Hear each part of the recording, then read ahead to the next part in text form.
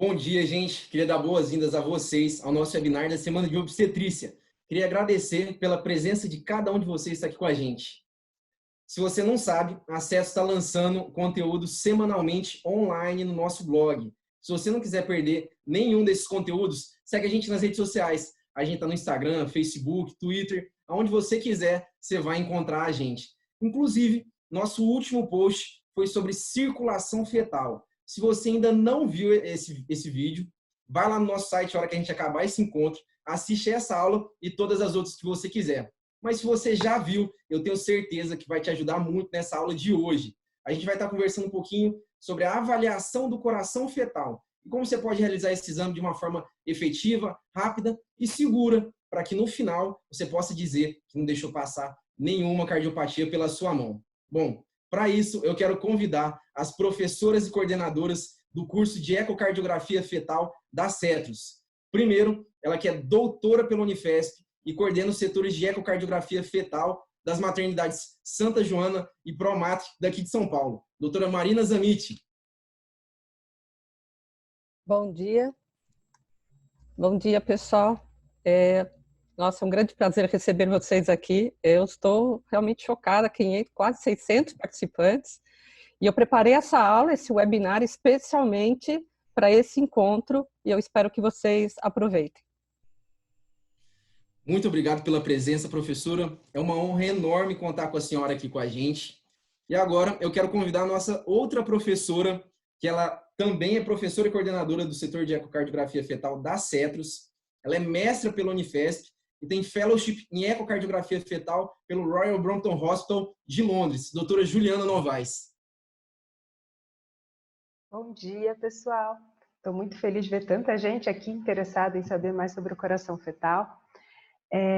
Mais feliz ainda de a gente poder estar junto num momento tão difícil para todo mundo. Espero que vocês aproveitem muito.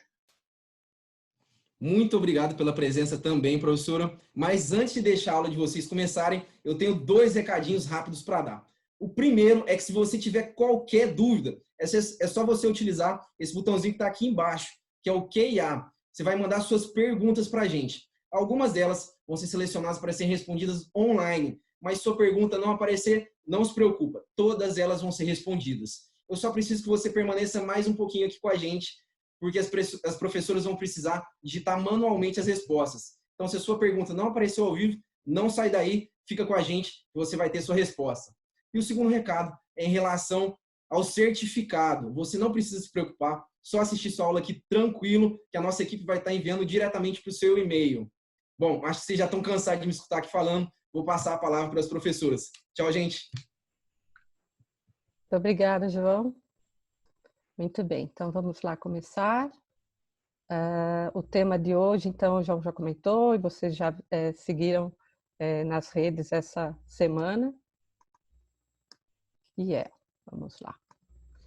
Justamente como avaliar o coração fetal de uma forma eficiente e diagnosticar as cardiopatias congênitas. O que quer dizer eficiente? Não é só a sensibilidade aumentada, eu quero rastrear muitas cardiopatias, mas também envolve uma forma prática de que isso seja feito. Afinal, vocês vão realizar essa avaliação durante o exame do ultrassom morfológico, por exemplo. Vocês têm outras coisas para serem vistas. Então, tem que ser uma forma prática, tem que ser rápido. Isso é eficiência, tá? E por que esse tema, cardiopatia congênita? Vamos tentar fazer essa aula bem interativa e por isso que a gente fez umas enquetes nas redes sociais. Então, vocês responderam: qual alteração no feto é mais frequente? Trissomia do cromossomo 21 ou defeito cardíaco? E nós temos aqui as respostas que foram dadas, pelo menos pelo Telegram, que é um dos nossas mídias que nós estamos utilizando. Olha só, 89% falaram defeito cardíaco é mais frequente.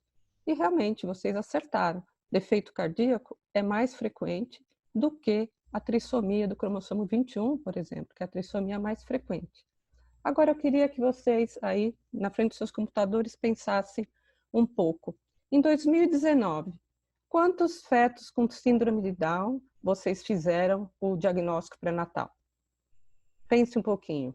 Vocês usam aqueles marcadores, né, que já são excelentes de primeiro trimestre, translucência nucal, osso nasal hipoplásico, entre outros. Quantos com síndrome de Down vocês diagnosticaram?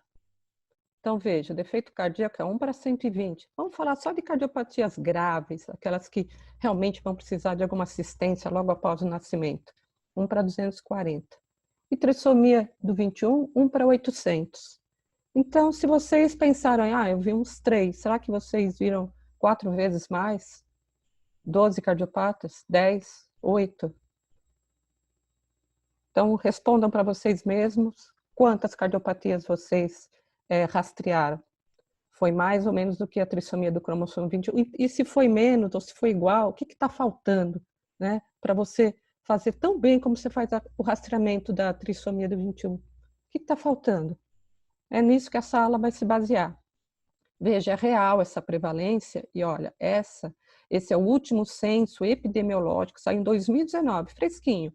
Prevalência de cardiopatias para cada 1.000 nascimentos. Olha só como tem uma curva bem ascendente, está aumentando, e vou dizer que aqui ainda tem as subnotificações, né? Porque aqui envolveu todos os continentes. Por exemplo, o continente africano tem poucos casos. Poucos casos? Não, provavelmente subnotificados.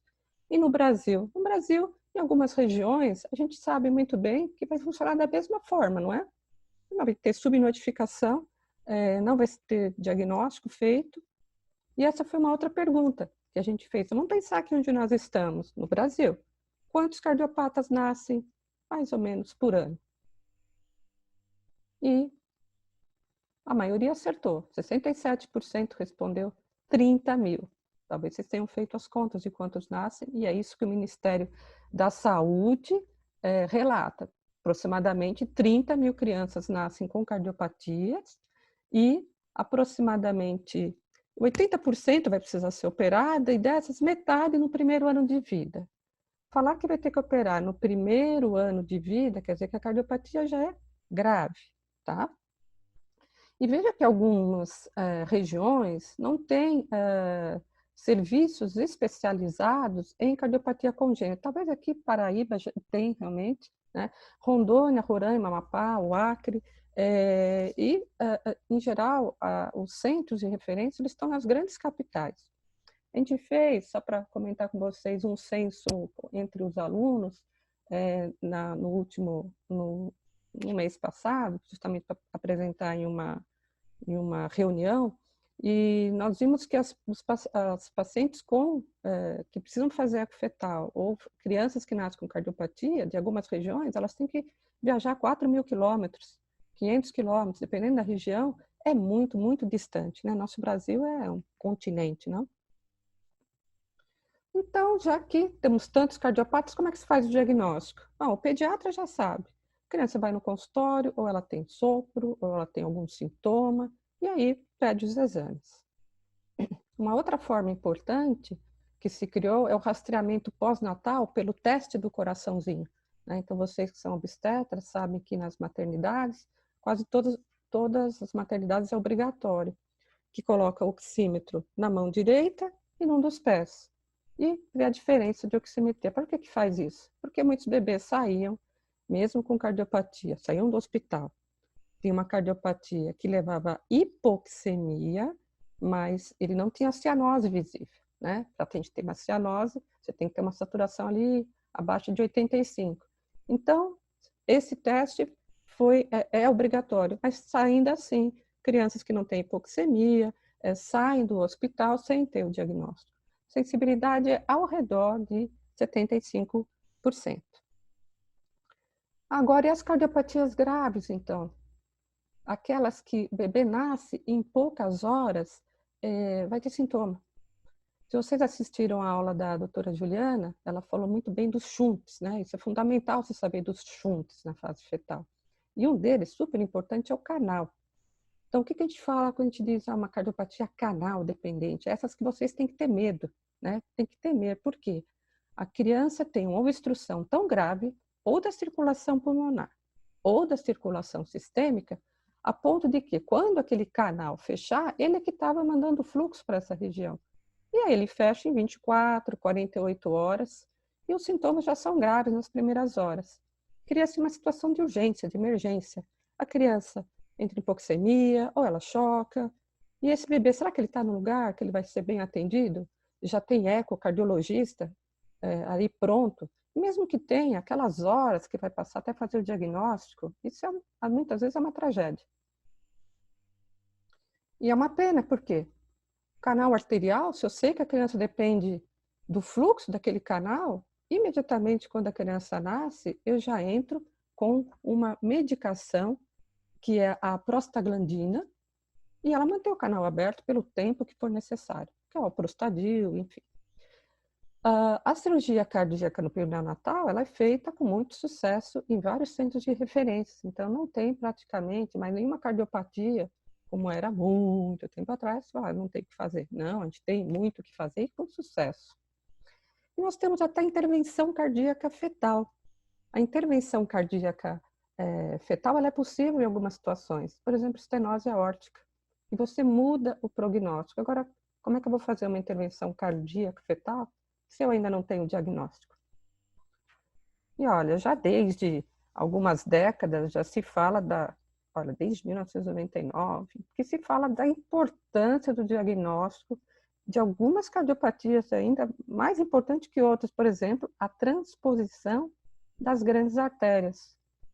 A transposição, assim como a coarctação de aorta, se você faz diagnóstico, a suspeita antes do nascimento, você melhora muito a morbidade, a mortalidade dessas crianças.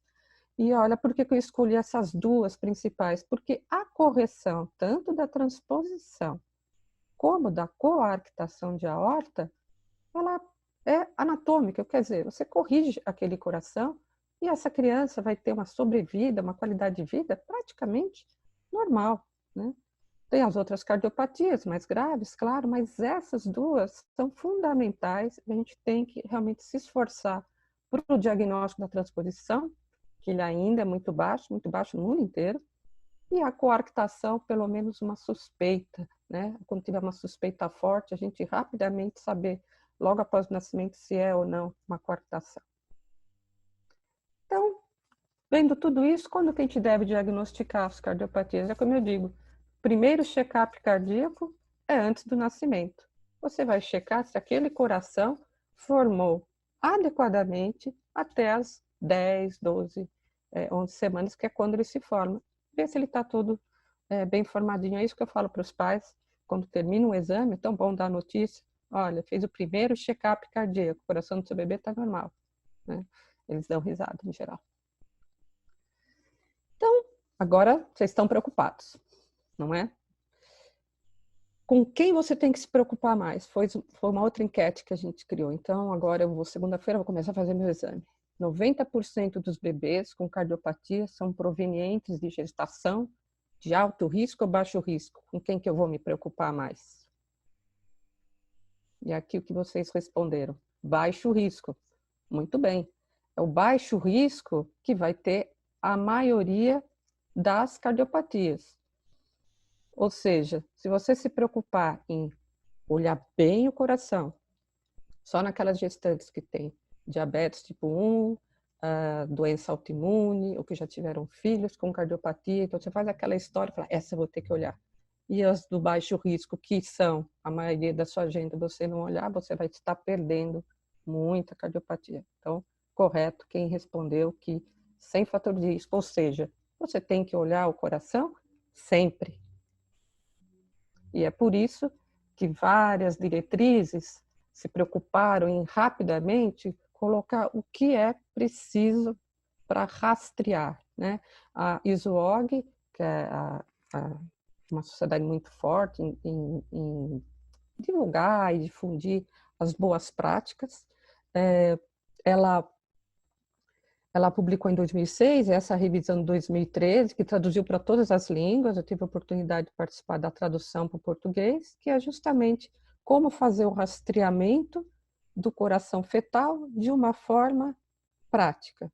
E vocês sabem qual é o número mínimo de imagens que eu devo adquirir no coração fetal para rastrear bem cardiopatias? Vamos ver o que vocês responderam naquela enquete. 3 ou 5? Isso, 5 imagens. Será que vocês fazem essas 5 imagens e colocam no seu laudo? Exatamente isso. São 5 imagens, que são os 5 planos que devem ser feitos e de um método simples e eficiente, que é a varredura. Nós vamos falar sobre isso. As diretrizes brasileiras também, que saiu ano passado, em 2019, da mesma forma, aplica isso. Você tem que fazer a varredura. Se vocês forem ler as diretrizes brasileiras, vocês vão contar aqui, mas aqui tem 6 e não 5. Na verdade, se colocou ali, se chamou a atenção por um plano que eu vou explicar ao longo da aula, que é o dos 3 vasos, antes de chegar no 3 vasos traqueia. Mas não é necessário que você identifique esse e depois o seguinte. Claro, você tem que saber que você vai passar por um e chegar no outro. Mas o que eu digo como ser eficiente, o que realmente foi comprovado, é que 5 planos são eficientes e se você adicionar o 3 vasos, não vai acrescentar e não vai ser assim tão importante que você faça, tá? Então, vamos nos ater aos 5 planos que já está excelente para você chegar numa sensibilidade grande de diagnóstico durante o seu exame, tá? Então, o que é o método da varredura? Nessa animação, vocês vão ter essa oportunidade de verificar isso, que eu coloco o transdutor no abdômen da mãe e eu não vou fazer nenhum outro movimento a partir do momento que eu consiga um plano transverso do bebê, começando pelo abdômen, nenhuma outra rotação do transdutor, nada mais complicado, a não ser fazer esse movimento de pêndulo que irá do abdômen até o polo cefálico do bebê. Essa é a varredura. Veja que é um movimento simples. Você tem que pegar a imagem inicial e fazer esse movimento de pêndulo. Então, não precisa mais rodar o transdutor para pegar as outras imagens que há algum tempo atrás a gente dizia que era importante. Então, prestem atenção nesse vídeo, vou deixar ele rodando algumas vezes, depois eu vou passar lento. Ele dura poucos segundos, não é? E nele estão contidos os 5 planos. Vamos lá, onde eu comecei? No abdômen, que é o primeiro plano. A imagem de 4 câmaras. Segundo plano, agora o terceiro. Ali no meio, um vaso saindo, que é provavelmente a aorta. Terceiro plano, via de saída esquerda. Quarto plano, via de saída do ventrículo direito, pulmonar. E quinto plano, a imagem dos 3 vasos com a traqueia. Então vejam que fácil, né? Claro que nem todos os bebês estão nessa posição, né? Com o ápice para cima, mas enfim, é um método fácil. Vocês reparem que aqui tanto o abdômen como o tórax eu não movimentei o transdutor, ele não fez nenhuma rotação, eu simplesmente comecei com um abdômen bem redondinho e fui subindo. Ok? Mas antes disso, antes de começar o exame do coração, primeiro eu tenho que saber o que é o lado esquerdo e o que é o lado direito do bebê. E como saber qual é o lado esquerdo do feto? Porque eu tenho que saber se o coração está à esquerda. Se você não sabe o que é o lado esquerdo e o que é o lado direito do bebê, você nunca fará o diagnóstico de sítios inversos. E não é incomum, às vezes, a gente receber exames para o eco, quando eu acho que é uma destrocardia, o coração está à direita.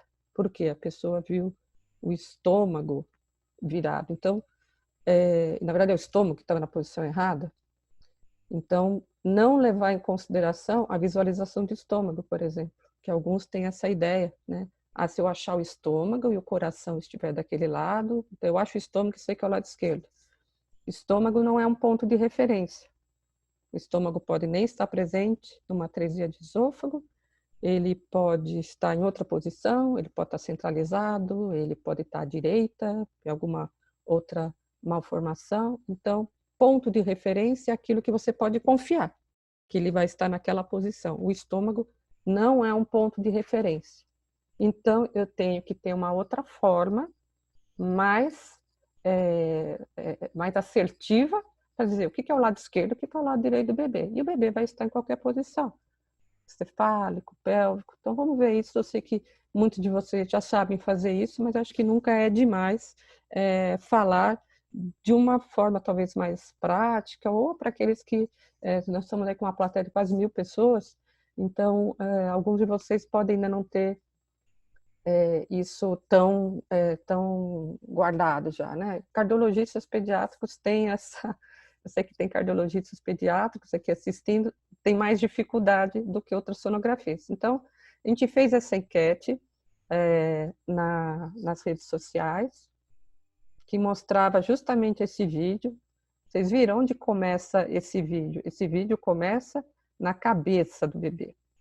Então, o que a gente tem que localizar primeiro é o polo cefálico, ou seja, saber se é cefálico ou pélvico, e a coluna do bebê. São esses dois pontos de referências que a gente tem que utilizar. E tem sim, não e não sei, né? Vê que a maioria disse sim, né? Quem respondeu sim é porque considerou, talvez, né, que a forma correta de você, ou a forma padronizada de você iniciar o exame é vir de baixo para cima no abdômen da gestante, saber o que está mais insinuado na pubis e depois subir. Quem conseguiu ter essa noção espacial com esse vídeo, talvez achou, é cefálico, não era isso? É cefálico, eu estou subindo o transdutor, a coluna está à direita do abdômen materno, que é desse lado, então esse é o lado esquerdo e esse é o lado direito. Então, para quem não sabe isso mentalmente, o que você fazer? Isso você pode fazer agora na frente do seu computador, não vai passar vergonha. Você coloca, imagina a cabeça do bebê para fora da tela do computador e a coluna direciona ali para o lado direito. Então, esse é o lado esquerdo, embaixo é o lado direito. O lado esquerdo está para cima, direito está para baixo. Vocês viram eu aqui inclinando? Podem fazer a mesma coisa. Imagina o feto com a cabeça para fora, se esse bebê está cefálico. Então, quem escreveu não sei, e se eu tivesse colocado o vídeo dessa forma, e alguém me pergunta, esse coração está à esquerda? Se começasse daqui, eu falo, não sei se esse coração está à esquerda. Esse bebê é cefálico ou pélvico? Se eu entro na sala e pergunto para o residente, esse neném está cefálico ou pélvico? Pélvico. Aí esse já não é mais o lado esquerdo. Então, então, vocês entenderam, né? Imagina, essa animação talvez não te dá aquela sensação de profundidade, mas imagina a cabeça para fora, com o dorso aqui à esquerda, lado esquerdo para cima, direito para baixo. Tá certo? Vamos ver numa outra situação. Então, tem essa foto que está escrito que esse é o lado esquerdo, esse é o lado direito. Foi na hora que foi no primeiro plano, ver a aorta, a cava. Qual é a apresentação desse bebê, então, para esse seu lado esquerdo? Treinem aí, coloca a cabeça, então, para fora. O lado esquerdo, o dorso, então, para a esquerda, abdômen materno, então, é cefálico, tá certo? O bebê está na posição cefálica, se realmente esse é o lado esquerdo e esse é o lado direito. Cefálico com dorso à esquerda. E é assim que a gente define a lateralidade do feto. Vamos lá. E nessa imagem? Então, me manda essa imagem, estou vendo ali o estômago. Se esse for o lado esquerdo e esse é o lado direito, o bebê está nessa apresentação. Pélvico com dorso posterior. Olha aqui um cortezinho, onde a gente está vendo o corte do tórax. O coração vai estar nessa posição. Tá certo? Então, pélvico. Imagine a cabeça do bebê entrando dentro da tela do seu aparelho, ou aí do seu computador agora. Esse é o lado esquerdo e esse é o lado direito. Todo mundo acompanhou? Vão treinando. Uma outra dica, quem tem dificuldade, cardiologista sempre tem muita dificuldade com isso, tá nas turmas, a gente sempre tem cardiologistas, né? E a grande dificuldade é a localização espacial do bebê dentro da barriga. Mas depois, com o tempo, você pega isso rápido, pode usar uma bonequinha do lado, isso facilita, você coloca a bonequinha, não precisa fazer movimentos, às vezes na frente da paciente, né? Ela acha que você está caindo da cadeira, né? E aí eu vou achar, se tudo estiver certo, o coração vai estar para a esquerda, então tudo certo, essa é a imagem quando o feto é pélvico, ok? Então vamos lá, já sei qual que é o lado esquerdo e o lado direito, agora sim eu posso começar a fazer o exame do bebê. Então rapidinho, acho a lateralidade, por exemplo, esse bebê, se tudo estiver certo, isso for o lado esquerdo, ele está na apresentação cefálica. O dorso aqui à direita. Então vamos lá, nosso primeiro plano, que é o que nós chamamos de citos. Eu tenho que conseguir essa imagem bem redondinha do abdômen, que é o que vocês, ultrassonografistas, fazem para medir a circunferência abdominal. E vou procurar os vasos no abdômen, que é o que vai me definir os citos. Então, a aorta é o vaso à esquerda, quase na frente aqui da coluna. Então, se você passar uma linha imaginária da coluna até a parede anterior do abdômen, lado esquerdo, e a veia cava inferior é esse vaso à direita e mais anterior em relação à posição da aorta. E eu vejo que as pessoas às vezes não dão tanta importância, né, para essa imagem. Poucas vezes eu vejo nos laudos. As pessoas mandam, rastreamento do coração, 4 câmeras, via de saída, e não tem lá a foto dos citos. As pessoas talvez não sabem a importância. Os citos, para que ele te serve? Acredite ou não, o fato de você ver a imagem da aorta e da veia cava nessa posição, quer dizer que a situação, só usando, não é essa tradução, mas a situação, o arranjo das vísceras abdominais e torácicas neste feto provavelmente estão normais. Isso, exatamente isso. O que quer dizer esse arranjo? Internamente nós somos assimétricos. Então, se eu vejo os citos sólidos, quer dizer que esse arranjo assimétrico interno que nós temos, que é o estômago à esquerda, baço à esquerda, fígado à direita, brônquios diferentes, pulmões diferentes, eles provavelmente estarão assim. Tá? Então, isso é uma definição do que é os citos, né? E é muito mais além do que simplesmente identificar a aorta, veia cava, por que eu estou fazendo isso, né?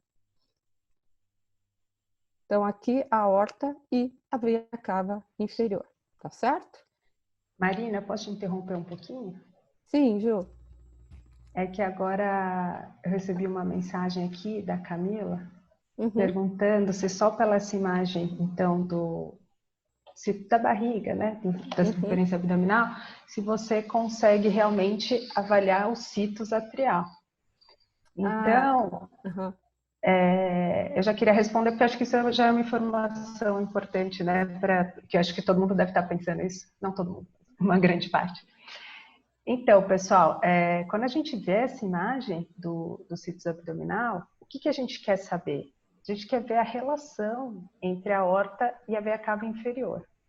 A veia cava inferior, ela drena no átrio direito. Quem assistiu lá no blog, a minha aulinha, viu isso aí. Quem não assistiu, assiste quando acabar essa aula. E daí você pode ver, se a veia cava inferior, ela drena no átrio direito, quando a gente vê a veia cava inferior à direita, a gente já consegue supor que o átrio que está à direita é morfologicamente direito.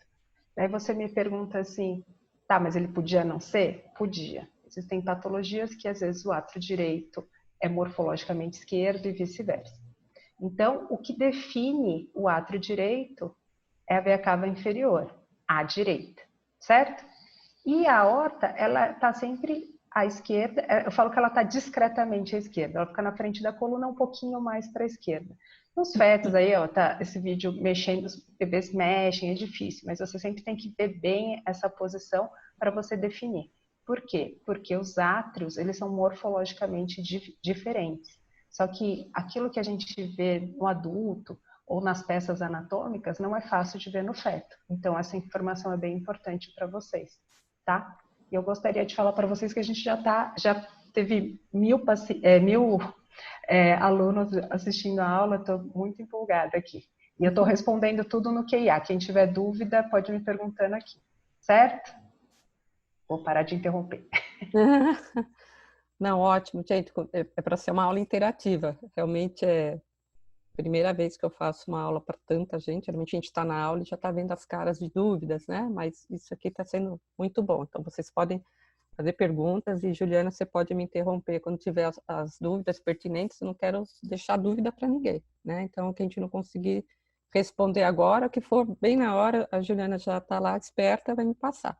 Senão a gente vai tentar responder depois. Que eu sei que isso tem muita dúvida. Quando a gente dá aula nos cursos, né, as pessoas perguntam muito.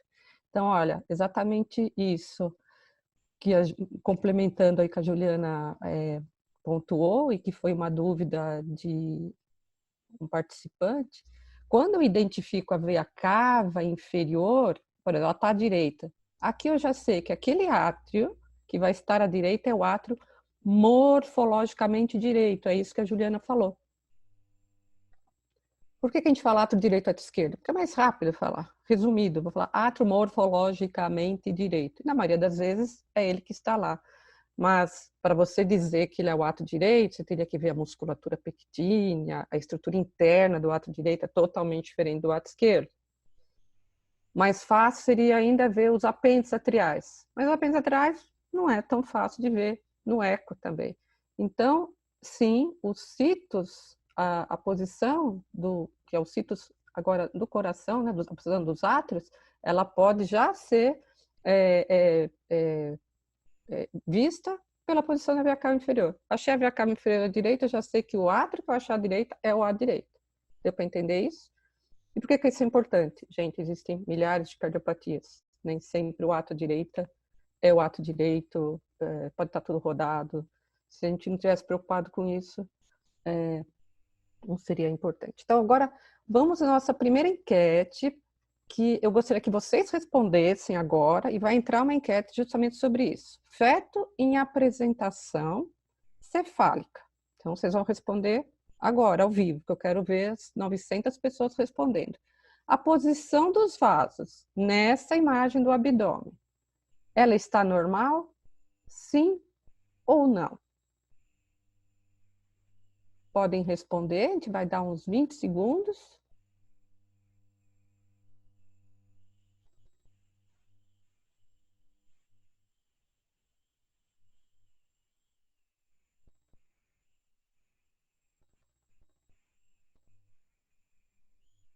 Já tem 600 pessoas que votaram.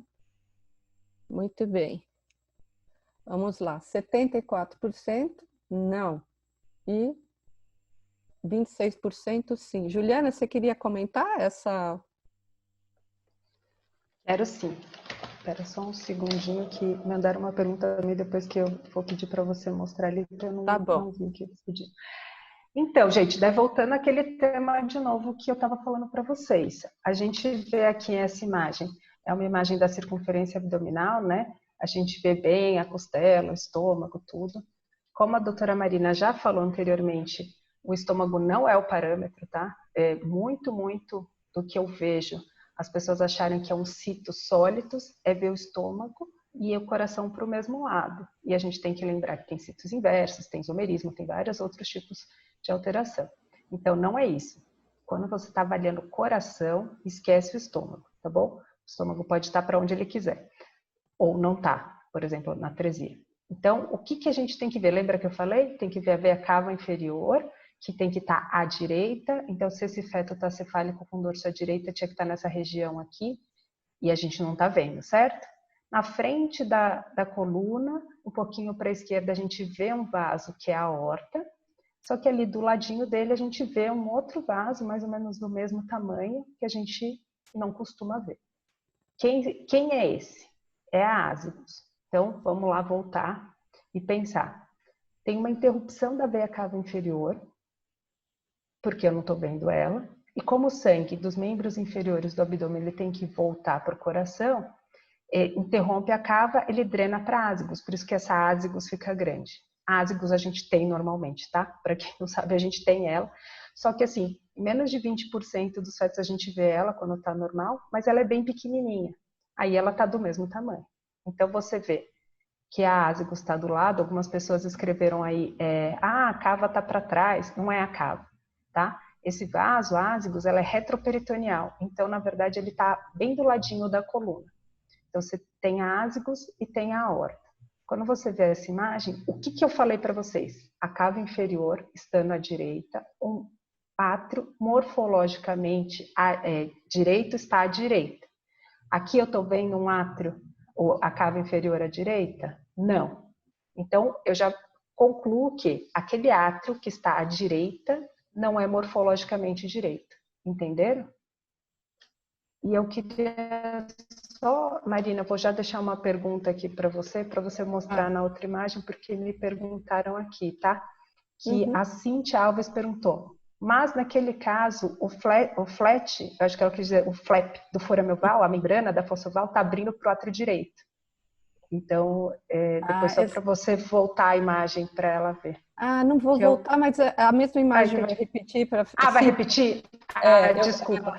Não, mas eu vou, não tem problema. Eu vou mostrar, porque talvez eu não falasse, é muito importante isso que ela mencionou. Eu vou mostrar, porque aquele vídeo a gente vai mostrar todas as características e eu vou ver o que ela viu ali, que achou que era... porque eu não vi. Mas então eu não sei. acho que sei que ela viu, é importante essa pergunta. Tá bom. Então, deixa eu continuar aqui. Então, a resposta, exatamente isso que a Juliana falou. Oi? Travou, Juliana.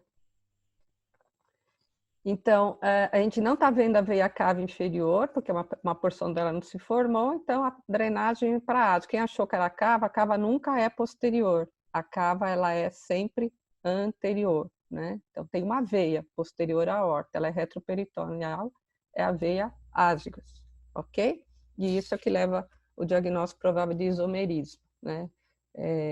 Só um comentário, a doutora Juliana adora isomerismo. Na verdade, o nome dela a gente já mudou para a doutora Juliana Isomerismo Novaes, porque ela, o assunto que ela mais gosta, e faz sentido, né? Ela sendo fetóloga e avaliando o bebê de uma forma completa, é muito bom essa parceria, né? Porque ela tem que ver o fígado, as outras estruturas, então descobrir que a partir dessa imagem você já abre um leque de malformações que talvez você não visse assim tão bem, né, no ultrassom. Ela adora esse tema, né, o tema dela das aulas. Então vamos lá, eu vou responder sim a pergunta da Cíntia e vamos ver o que ela viu aqui. Bom, vamos agora para o segundo plano, então, na imagem de 4 câmaras, tá? Então já identificamos os citos. Porém, quando a gente vai começar a ver o coração, a gente faz aquela análise subjetiva.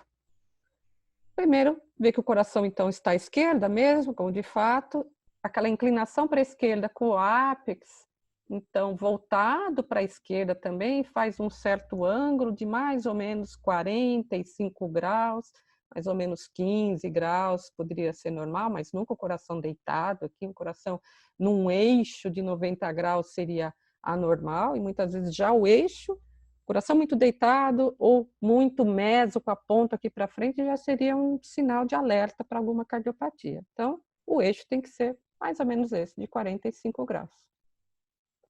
O tamanho do coração, você já consegue avaliar de uma forma subjetiva que ele ocupa, 50% da circunferência do tórax. Eu olho isso e vejo. Se eu fico na dúvida, ou se tem alguma alteração, eu falo, parece que está maior, eu posso fazer medidas, tanto da circunferência, que deve ocupar 50%, quanto do diâmetro. O diâmetro tem que ser 1/3, onde eu meço no plano das válvulas, o diâmetro lateral do coração e o diâmetro lateral do tórax, tá? Então, isso é algo que eu posso fazer de uma forma subjetiva, não necessariamente colocar no laudo. As 4 câmaras também, analisando primeiramente, quando eu pego, que elas são simétricas entre elas. Então, eu tenho 2 átrios de tamanhos iguais e 2 ventrículos também semelhantes em tamanho, sem fazer medidas. Agora, para que eu comece a avaliar o coração do bebê, vão aqui algumas dicas bem rápidas sobre como avaliar, porque segunda-feira eu vou falar, vou querer fazer essa imagem do coração, né? Então, dicas rápidas que vocês têm que usar. Tem que ter um tamanho adequado. Então, use a profundidade, o zoom. Ninguém vai querer ver o coração desse tamanho e aqui ainda também está insuficiente, né? Profundidade, zoom, isso é importante. Diminui o ângulo de varredura. Esse ângulo de varredura, que é facilmente, tem um botão sempre muito fácil de controlar todos os equipamentos, não é simplesmente para você não ficar olhando estruturas que você não quer avaliar, mas é física do ultrassom. No momento que você diminui esse ângulo, façam esse teste, você aumenta o número de quadros por minuto.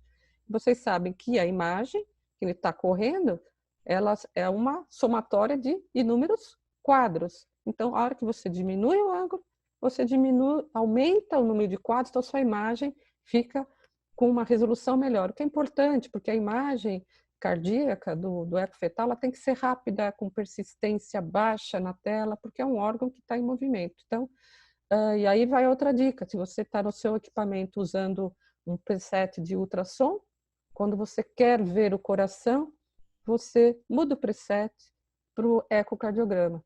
Já tem ali, já tem um botão. E aí já abre geralmente a imagem já com uma profundidade maior, com o ângulo fechado, com a escala de cinza adequada, que você tem um contraste bom. Então, o trabalho de imagem para fazer o eco, ele é totalmente diferente. E vai te poupar muito tempo você fazer isso, né? E sempre que possível, utilizar o Cine Loop. Aliás, sempre usar, né? Porque o coração está lá, 140, 150, se você ainda não tem a prática, e mesmo a gente com prática, o que a gente faz? A gente tem que ver se as estruturas com calma, se as válvulas abrem e fecham normalmente, e tudo isso. Então, é o que eu estou fazendo aqui no meu computador, é o que vocês têm que fazer no aparelho, usar o Cine Loop, ok? Então, essas são as dicas rápidas que eu tenho para dar para vocês, bem rapidamente. Agora sim, vamos começar a fazer a avaliação detalhada do coração. Vamos ver se o que vocês estão fazendo é justamente o que deve ser feito. É como você entra no museu, aquelas pinturas surrealistas, essa aqui do Dali. Se você passar rápido, você não vai ver todos os detalhes que às vezes você precisa ver. Então, tem que tomar tempo e tem que prestar atenção em detalhes. Muito bem, agora eu quero saber, então, nós já falamos das estruturas morfologicamente direita e esquerdas, e pela veia cava inferior, eu já sei quem é o ato direito, é o que está à direita. O outro ponto de referência é a membrana da fossa oval. Vocês estão vendo a membrana da fossa oval, uma membraninha que está chacoalhando aqui do lado esquerdo. Acho que a Cíntia viu foi essa outra coisinha aqui, né? Mas veja, a membrana da fossa oval, ela é uma estrutura que se forma no septo do lado esquerdo e nunca do lado direito. Então, ótimo, é um ponto de referência super confiável para identificar o átrio esquerdo. Eu já sabia quem era o lado direito, talvez você já não tinha essa informação. E agora eu vou confirmar que realmente esse é o átrio esquerdo pela membrana da fossa oval. Às vezes, foi a dúvida da Cíntia, você pode às vezes achar, tem uma membraninha aqui no átrio direito, existem às vezes alguns tecidos que ficam parecidos às vezes com essa membrana da fossa oval, que a gente, que é o tecido que fica às vezes na frente da veia cava superior, da veia cava inferior, sua válvula de Eustáquio, a válvula de Thebésio, e até uma rede de Chiari, para quem é cardiologista sabe o que é isso, e fica meio dentro do átrio direito, mas não é de fato essa estrutura que é a membrana da fossa oval, tá? A membrana da fossa oval, ela fica sempre aqui no átrio esquerdo, que a gente está vendo. Vou ver aqui devagarinho, passar para vocês, olha lá. Às vezes a gente vê a tela mais abalada, né? Mas olha, totalmente do lado esquerdo, tá certo? Então esse é o átrio esquerdo. Uma outra pergunta, agora para vocês responderem, eu quero que vocês Marina, participem. Oh, diga. desculpa, antes de você entrar na enquete, eu só queria fazer uma outra pergunta que veio aqui no QIA, que eu achei muito legal, que é de uma pessoa que está assistindo lá da França o nosso curso. Ah, uau! Esse webinar. O Jean Paul Diretor. está perguntando se essa membrana da fossa oval pode fazer Arritmia? Olha que fino. Jean-Paul, salut! Deve estar ouvindo. Se pode fazer arritmia, né? Então, Jean-Paul, tem essa questão mesmo. Quando a membrana da fossa oval ela fica muito abaulada e batendo dentro do átrio esquerdo, às vezes ela pode ser a causa de extrasístoles. Mas a arritmia benigna, em geral, extrasístoles, não taquicardia supraventricular, flutter, aquelas mais preocupantes, mas se sabe sim que algumas vezes se pega um bebê com arritmia e que são as extrasístoles, e você vê aquela membrana batendo muito, pode ser a causa, sim, né? Assim como a gente vê às vezes em bebês, né? Bebês que estão na UTI tem um catéter que atravessou para o átrio, está dentro do átrio direito e bate no átrio, então qualquer estímulo pode ser realmente um estímulo para... Obrigado pela pergunta. Muito bem. Então, agora, vamos para a nossa próxima enquete, que vocês vão fazer agora também, e vão votar. Antes de eu continuar falando dos pontos de identificação das estruturas, quero saber se vocês, o que vocês acham disso. Se eu achar quem é a válvula tricúspide, e eu vou explicar como se acha, mas vocês sabem, eu identifico com certeza quem é o ventrículo direito? Sim ou não? Vamos abrir a enquete? Vocês vão ter 20 segundos para responder. Então, achei a tricúspide, aquele com certeza é o VD. Aquilo, não preciso me preocupar com mais nada.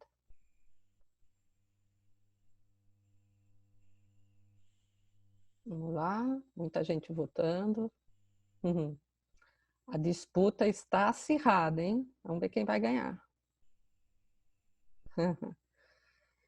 Ótimo, muito bem. Exatamente isso. Uma grande dúvida, né? 55% sim, 45% não. Vamos ver quem acertou, então. Deixa eu fechar aqui. Será que é isso? A válvula tricúspide identifica? E olha o que vocês responderam. Foi a mesma coisa do Telegram, hein? A mesma coisa. Então, a banda moderadora, acho que todo mundo sabe, né? Banda moderadora, um músculo no ápice do coração, do lado direito. A banda moderadora só existe no ventrículo direito, não é uma estrutura do ventrículo esquerdo. Mas digamos que você não conseguiu ver bem a banda, ou aquele ventrículo está esquisito. Quem é a válvula tricúspide e quem é a válvula mitral? Como é que eu posso identificar? Sim, a tricúspide tem 3 cúspides, a mitral tem 2, mas eu não vou ver isso, né? A gente está numa imagem bidimensional, e aqui eu vou ver 2 cúspides, independente da tricúspide ter 3. A implantação da válvula. Então, a válvula tricúspide, ela implanta ligeiramente mais apical, aqui na região do septo, tá vendo? A mitral um pouco acima, a tricúspide um pouquinho embaixo, mais próximo do ápex. Essa é a válvula tricúspide. E sim, a válvula tricúspide, ela acompanha o ventrículo direito. Se eu achar a válvula tricúspide, esse com certeza é o ventrículo direito. Então, sim, quem respondeu sim, a válvula tricúspide, ela identifica o ventrículo direito. Isso é muito importante em algumas cardiopatias, por exemplo, tem uma que ocorre uma inversão ventricular, que é a transposição corrigida das grandes artérias, que o átrio direito vai ter a conexão com o ventrículo esquerdo. A válvula acompanha o ventrículo, então isso guardem, tá? Muito importante ter visto essa enquete, então vê que metade de vocês, quase metade, aprendeu isso agora. A válvula acompanha o ventrículo. Eu podia ter um átrio esquerdo aqui em cima. mas essa é a válvula tricúspide, esse é o ventrículo direito. Então, um átrio esquerdo com o ventrículo direito. E existe, sim, esse defeito cardíaco. Na verdade, defeito cardíaco existe todo tipo. Se você pegar um cubo mágico e rodar, é a mesma coisa que a gente pode fazer com todas as estruturas cardíacas, criar várias cardiopatias, elas existem. E enquanto você está avaliando o coração, claro, você está vendo o batimento cardíaco o tempo todo, já vendo se ele é rítmico, se é arrítmico, e o espaço pericárdico também. Você já está avaliando durante essa avaliação do coração, que é esse espaço pretinho aqui, tá vendo? Em volta do coração, essa parte escura é o líquido que fica entre o pericárdio visceral e o pericárdio parietal, e que é uma linha tênue, até 2 milímetros, 2,5 milímetros, é normal você ter essa quantidade de líquido. Vamos trazer agora mais próximo o coração. Não sei se vocês estavam notando na imagem aqui mais embaixo. Vamos aprender a ver veias pulmonares. Quem assistiu a aula do blog da Juliana, ela mostrou bem, porque ela falou dos shunts, das conexões, das veias. A gente consegue sim ver veias pulmonares. Aí, puxa, agora eu tenho que ver veia. Sim, a gente tem que ver veia. Não é difícil. Se você olhar bem no átrio esquerdo, vocês vão ver como se fossem... São 4 veias, mas a gente consegue ver bem, sem muito esforço, 2 veias. Veja que parece 2 anteninhas, uma aqui e a outra aqui. Adicionando o color, que é isso que a Juliana fala no blog, você tem mais, você consegue às vezes ver até melhor, mas no bidimensional já dá para ver essas 2 veias. Por que eu tenho que ver? Ah, sim, existe uma cardiopatia que é drenagem anômala total das veias pulmonares. As veias não drenam no átrio esquerdo, vão todas para o átrio direito, e é uma cardiopatia grave, com consequências já no período neonatal.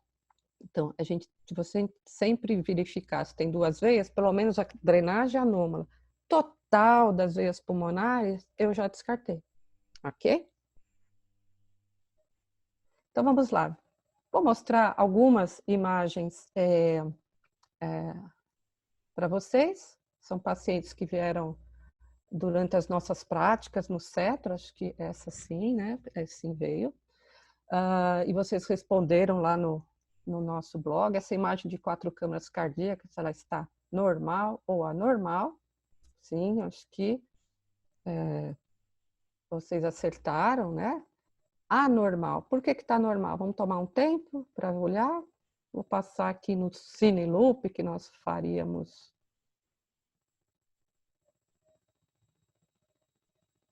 Estou vendo 4 câmaras cardíacas. Vou rodar. Aqui a região dos átrios, dos ventrículos, sim, estava cefálico, esse é o lado esquerdo, o coração está para o lado esquerdo, o eixo. Mas vamos avaliar com relação aos pontos de referência aqui, o átrio, eu quase não vejo o septo interatrial, né? Talvez vocês também não estejam vendo. Tudo bem, eu estou um pouquinho paralelo, mas não estou vendo o septo interatrial, vejo 2 ventrículos. E aqui? Sim, para eu ter 4 câmaras simétricas, eu preciso ter a divisão entre eles. O septo deveria continuar até aqui em cima e o outro septo interatrial alinhado junto com o septo interventricular. E eu estou vendo uma comunicação interventricular.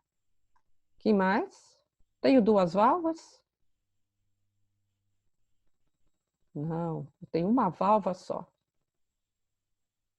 Uma única válvula. Portanto, um defeito do septo atrioventricular total. CV de via de entrada, é quase um átrio único aqui. Então, uma imagem é totalmente alterada, tá certo? Uma outra imagem que nós colocamos, para vocês já irem se habituando também com alterações da imagem de 4 câmeras, que nós temos aqui agora. Vocês responderam a normal, a maioria. Isso foi uma enquete que foi, não sei se vocês tiveram tempo, foi ontem à noite. O que tem de errado aqui agora? Vou rodar mais um pouquinho, para quem não teve oportunidade de ver. Também uma paciente que veio durante as nossas práticas, e toda vez que os pacientes vêm, a gente faz o demonstrativo, faz os laudos, orienta. De novo, né? Cadê a divisão dos atos? Está difícil de ver aqui? Talvez mais para cá um pouco de membrana. Olha as veias pulmonares, como aparecem direitinho nessa imagem no átrio esquerdo. De novo, o septo interventricular, aqui uma comunicação. Tenho duas válvulas? Mitral, tricúspide? Não. Cadê a válvula do lado de cá? Para esse ventrículo? Não existe. Só tenho a válvula aqui do lado esquerdo. Essa é a patologia que a gente chama de atresia da válvula tricúspide. Tá certo? Atresia da válvula tricúspide envolve aí um leque de malformações e de um espectro, né, de tamanhos de CIV, CIA e mesmo a disposição dos vasos. Muito bem. A gente vai fazer uma pequena pausa agora, muito pequena mesmo, mas antes eu quero deixar essa pergunta. Se os citos e a imagem de 4 câmaras, que é isso que eu aprendi até agora, estiver normal, agora eu fico cegado. Já consegui descartar cardiopatias frequentes, como tetralogia de Fallot e transposição das grandes artérias? A gente vai fazer uma pequena pausa. João, você quer entrar, por favor? E aí a gente vai voltar com essa resposta. Oi, tô aqui. Gente, só queria passar para dar uns recadinhos rápido para vocês. Primeiro, que eu estou gostando demais dessa aula. Espero que você esteja aproveitando. E quero parabenizar a presença de todos vocês. A gente conseguiu, acho que, bater um recorde, né, produção? Chegamos a 1000 participantes. Muito obrigado por cada um de vocês que está aqui.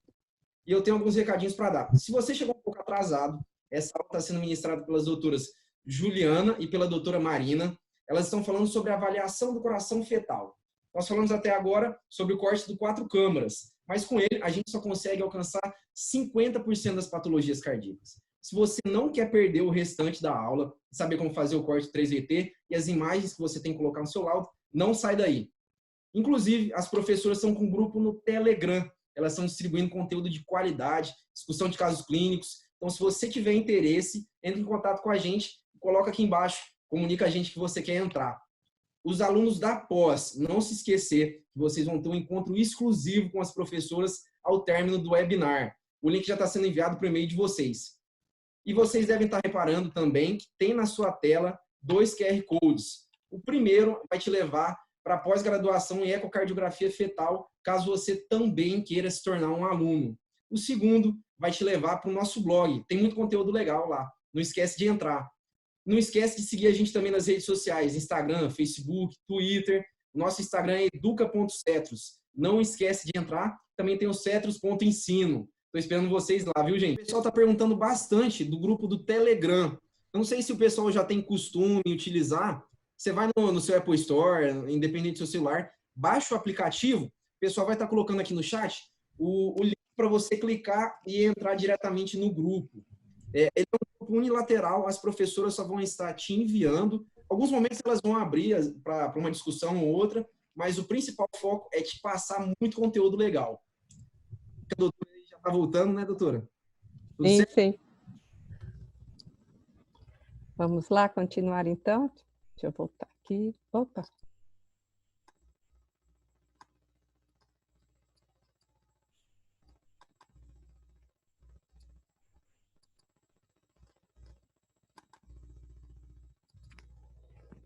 Muito bem.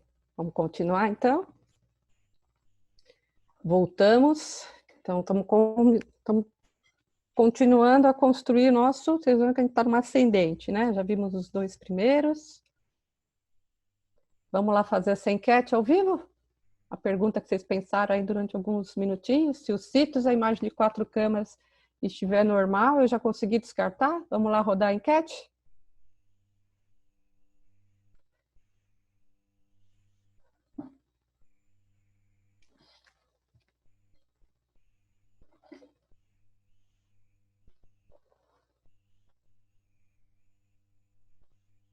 Isso.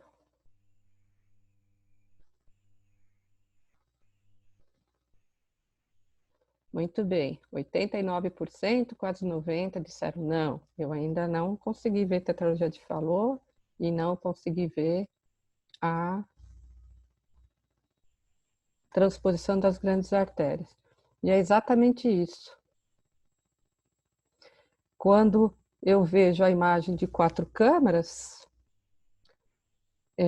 eu não consegui ainda saber se tem tetralogia de Fallot, porque eu estou vendo aqui o septo, estou vendo septo interventricular muscular de via de entrada, mas eu não estou vendo a CIV, que é típica, por exemplo, da tetralogia de Fallot, que é aquela perimembranosa, subaórtica, tipo um alinhamento, ou seja, ela fica na via de saída. Eu ainda não cheguei na via de saída, né? Então, por isso que, muito antigamente, quando se fazia o rastreamento, né, lá antes da década de 90, ainda continuou, né, o rastreamento só com a imagem de 4 câmeras, desastre. Se diagnosticava 45%, 50% no máximo das cardiopatias. Então, tetralogia de Fallot, se eu parar aqui, eu não vejo. Transposição das grandes artérias, óbvio que eu não vejo, porque eu ainda nem vi as vias de saída, tá certo? Aí alguns de vocês podem estar falando, mas tetralogia de Fallot não tem dilatação, hipertrofia do ventrículo direito? Não. No feto é raro, muito raro ter hipertrofia, né? Quando falou, descreveu, tinha hipertrofia porque ele viu um adulto, né, que já passou muito tempo com aquela obstrução. No feto é raro, tá? Então vamos continuar. Então eu tenho que ver, continuar a minha varredura. Vejam que eu não fiz mais nenhum movimento extremo com o meu transdutor. Eu consegui um bom plano transverso do abdômen, um plano bem transverso do tórax, com as 2 costelas bem redondinhas. Se o coração começar a ficar meio torto, olhe para as costelas e vejam se elas continuam simétricas, bem redondas, porque eu estou num plano bem transverso do tórax, porque o coração do feto, o seu maior eixo, aparece dessa forma, que o coração está deitado no diafragma, né? Porque os corações não estão expandidos. Então, está bem redondo, eu continuo fazendo a varredura e agora eu chego ali na região central, que eu vou ver a via de saída do ventrículo esquerdo, que deve ser a válvula aórtica, tá? Esse é o terceiro plano, a via de saída do ventrículo esquerdo, que normalmente será a aorta. Veja que no mesmo momento que eu estou fazendo esse movimento, não só eu estou indo em direção ao polo cefálico, como anteriorizando o meu transdutor, ok? Marina, desculpa te interromper de novo. Não, pode falar. É que tem uma pergunta aqui, até a pessoa ficou anônima sem querer. Muitas vezes, quando eu estou avaliando a via de saída esquerda, eu fico na dúvida se tem uma CIV. Como que eu faço para melhorar isso? Interessante Sim. dessa pergunta, que até um outro colega fez uma pergunta também sobre, quando eu quero avaliar o septo, como que eu faço para melhorar a imagem? Me perguntaram isso. O que eu sempre tento lembrar as pessoas é que o mais importante, o que você quer ver naquele momento, tem que ficar perpendicular ao seu eixo de insonação. Ou seja, essa imagem que a Marina está aí mostrando apical, ela é muito boa, mas você pode ver que, por exemplo, você está vendo melhor as válvulas atrioventriculares, as veias pulmonares, porque é o eixo de insonação. Agora, para você ver bem essa via de saída esquerda, é legal você alongar ela, ou seja, deixar o septo um pouco mais perpendicular ao seu eixo de insonação. Que muitas vezes o próprio septo faz uma sombra nele mesmo e a gente faz uma pequena CIV ali. Então, é uma falsa CIV. Outra coisa, muitas vezes, na hora que você está pegando a via de saída esquerda, a direita ela vem logo a seguir, né, naquele cruzamento. Então, às vezes, você pega um pedacinho da pulmonar já, e daí você faz uma CIV, e muitas vezes as pessoas mostram uma CIV depois da válvula aórtica. Ou seja, não é nem mais septo, então não pode ser CIV, entendeu? Então, só para esclarecer isso, lembra sempre disso. Quando a gente quer ver a estrutura melhor, a gente tem que deixar o eixo de insonação mais perpendicular, certo?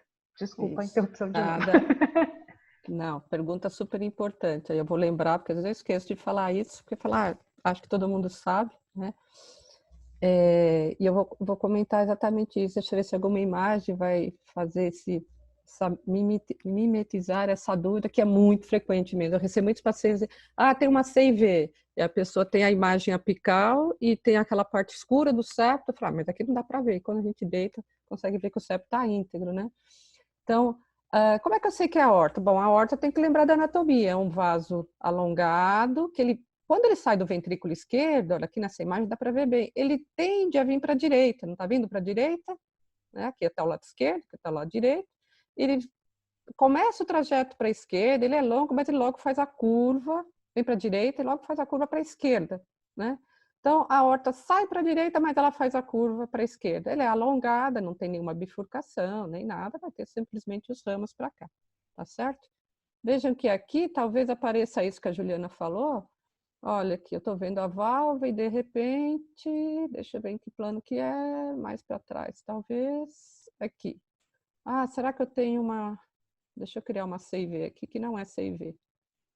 Aqui, talvez, nessa região. Eu estou em cima do plano da válvula, então aqui não é CIV, simplesmente com a movimentação do bebê, talvez eu já estivesse indo para a via de saída direita. Então, daqui para cá não é septo, da válvula para cima não é septo. Septo vem até a altura aqui da válvula.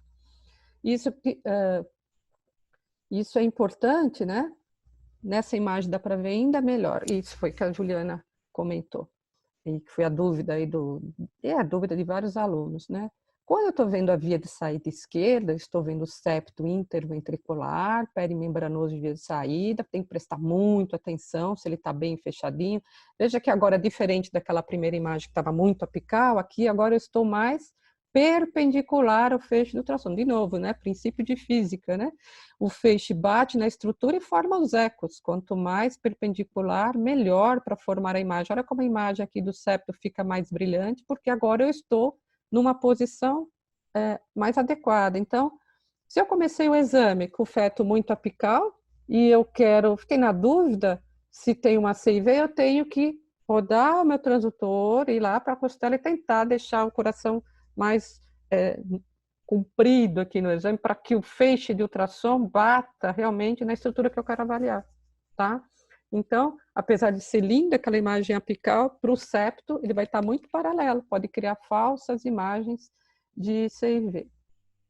Outra coisa importante, aqui eu tenho que usar o Cine Loop, estou vendo a válvula o tempo todo, mas eu tenho que prestar atenção na válvula aórtica, se ela abre e fecha normalmente. Cadê a válvula aqui?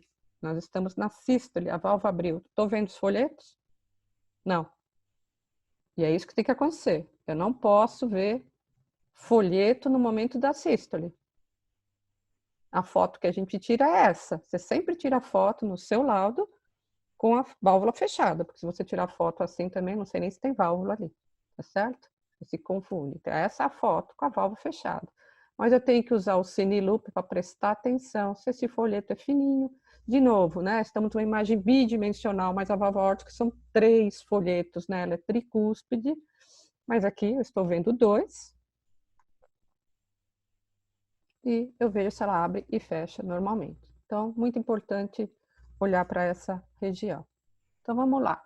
Vamos mostrar algumas, só para ilustrar um pouco do que eu estou falando, né? Então, você começou, os citos, as imagens de 4 câmaras estava normal. Você continuou animado fazendo esse exame, falou, oba, mais um bebê, coração normal, o que acontece? Você vai para a via de saída esquerda. O que aconteceu aqui? Deixa eu passar no Cine Loop, olhem um pouquinho rápido, e agora no Cine Loop. Eu teria que ter visto do ventrículo esquerdo sair a aorta, que dá uma leve anguladinha, e depois... E o que acontece? O septo interventricular está aqui, a aorta, ela tem uma parede quase dentro do VD e a outra, então são as 2 paredes da artéria. Olha a válvula, se eu passar uma linha, a válvula aórtica está em cima do septo e eu tenho uma comunicação interventricular. Então, eu tenho uma CIV e com a artéria aorta cavalgando o septo. Tá certo? Isso já é uma anomalia conotruncal. Vocês sabem qual é a mais frequente, que tem CIV, a aorta cavalgando? A tetralogia de Fallot. Se a gente for pensar por frequência, primeira coisa, falar, será que é uma tetralogia de Fallot? Eu ainda não sei aqui nessa imagem. Falta eu achar a artéria pulmonar e continuar todo o exame. Mas o fato é que eu vi uma CV e uma artéria cavalgando, né? Esse exame já vai me dar trabalho. Uma outra imagem semelhante àquela que eu estava mostrando para vocês. Olhem um pouquinho, vou dar um tempo para vocês olharem. O que tem de diferente aqui? Então, o átrio esquerdo, ventrículo esquerdo, a válvula aórtica, o septo aqui está tudo bem. A válvula aórtica, vamos prestar atenção nela. Ela está abrindo e fechando? Não.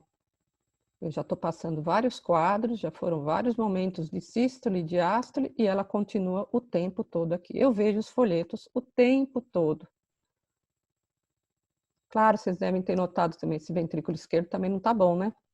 Ele é um ventrículo, parece meio dilatado. Vamos tomar um tempo de falar aqui. O ventrículo, se vocês reparam nas imagens, ele é mais triangular, ele não tem esse formato mais gordinho como é o ventrículo direito. Ele está meio globuloso, com a contratilidade ruim, a mitral abre pouco também, mas a princípio vocês podiam falar, nossa, tem uma miocardiopatia, o ventrículo esquerdo não bate bem, mas olha, prestem atenção, porque é uma estenose da válvula aórtica, a válvula aórtica não está abrindo. Isso é muito importante que vocês vejam, porque esse é o tipo de patologia que a gente quer fazer o diagnóstico antes de 26 semanas, porque é um candidato a fazer intervenção fetal.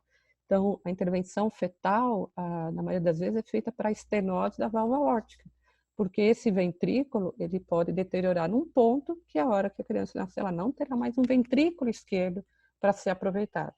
Deu para entender? Então, por favor, prestem muita atenção na abertura e fechamento da válvula aórtica. Vamos subir mais um plano. Vamos agora para o quarto plano, que é a saída do ventrículo direito. O que eu fiz? Estava lá na aorta, continuei minha varredura. O que acontece? A aorta está desaparecendo do meu plano de visão e agora eu vejo uma outra válvula. Uma outra artéria que sai desse ventrículo anterior, que é o ventrículo direito. Tem uma válvula aqui e o tronco. Vejam que eu não vejo mais a aorta. O que acontece? É o cruzamento dessas artérias na altura do plano valvar. A pulmonar, apesar de sair do ventrículo direito, olha o trajeto. Ela vem para a esquerda. Prestem bem atenção nisso, quando a gente for falar de 3 vasos traqueia, a pulmonar vem em direção, corre aqui para o ombro esquerdo. Tá certo? Então, ela cruza no plano das válvulas. A aorta vem para a direita e a pulmonar cruza aqui para a esquerda. Então, quando eu vejo a válvula aórtica, eu não vejo a pulmonar.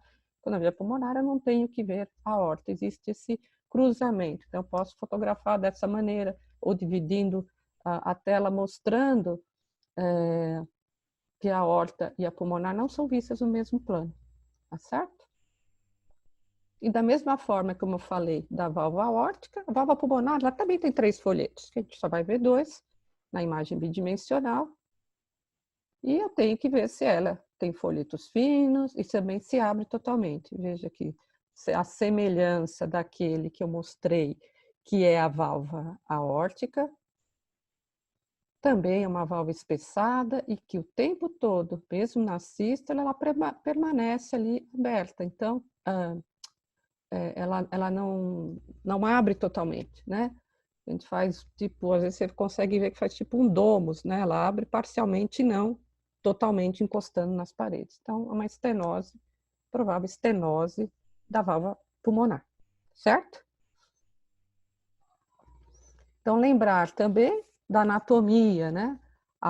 A pulmonar sai do ventrículo direito, tem um tronco curto, bifurca nos seus 2 ramos, o ramo direito é o que vai passar por debaixo da aorta, tá certo? Esse é o lado direito, o pulmonar está correndo para a esquerda, esse é o ramo esquerdo.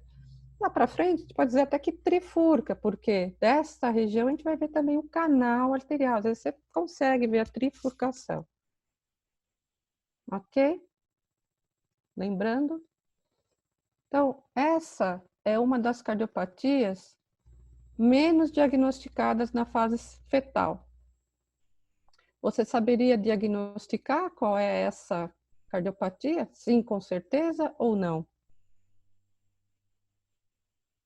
Vamos abrir a enquete? Vou deixar rodando aqui. Sejam honestos. Vocês sabem o que é?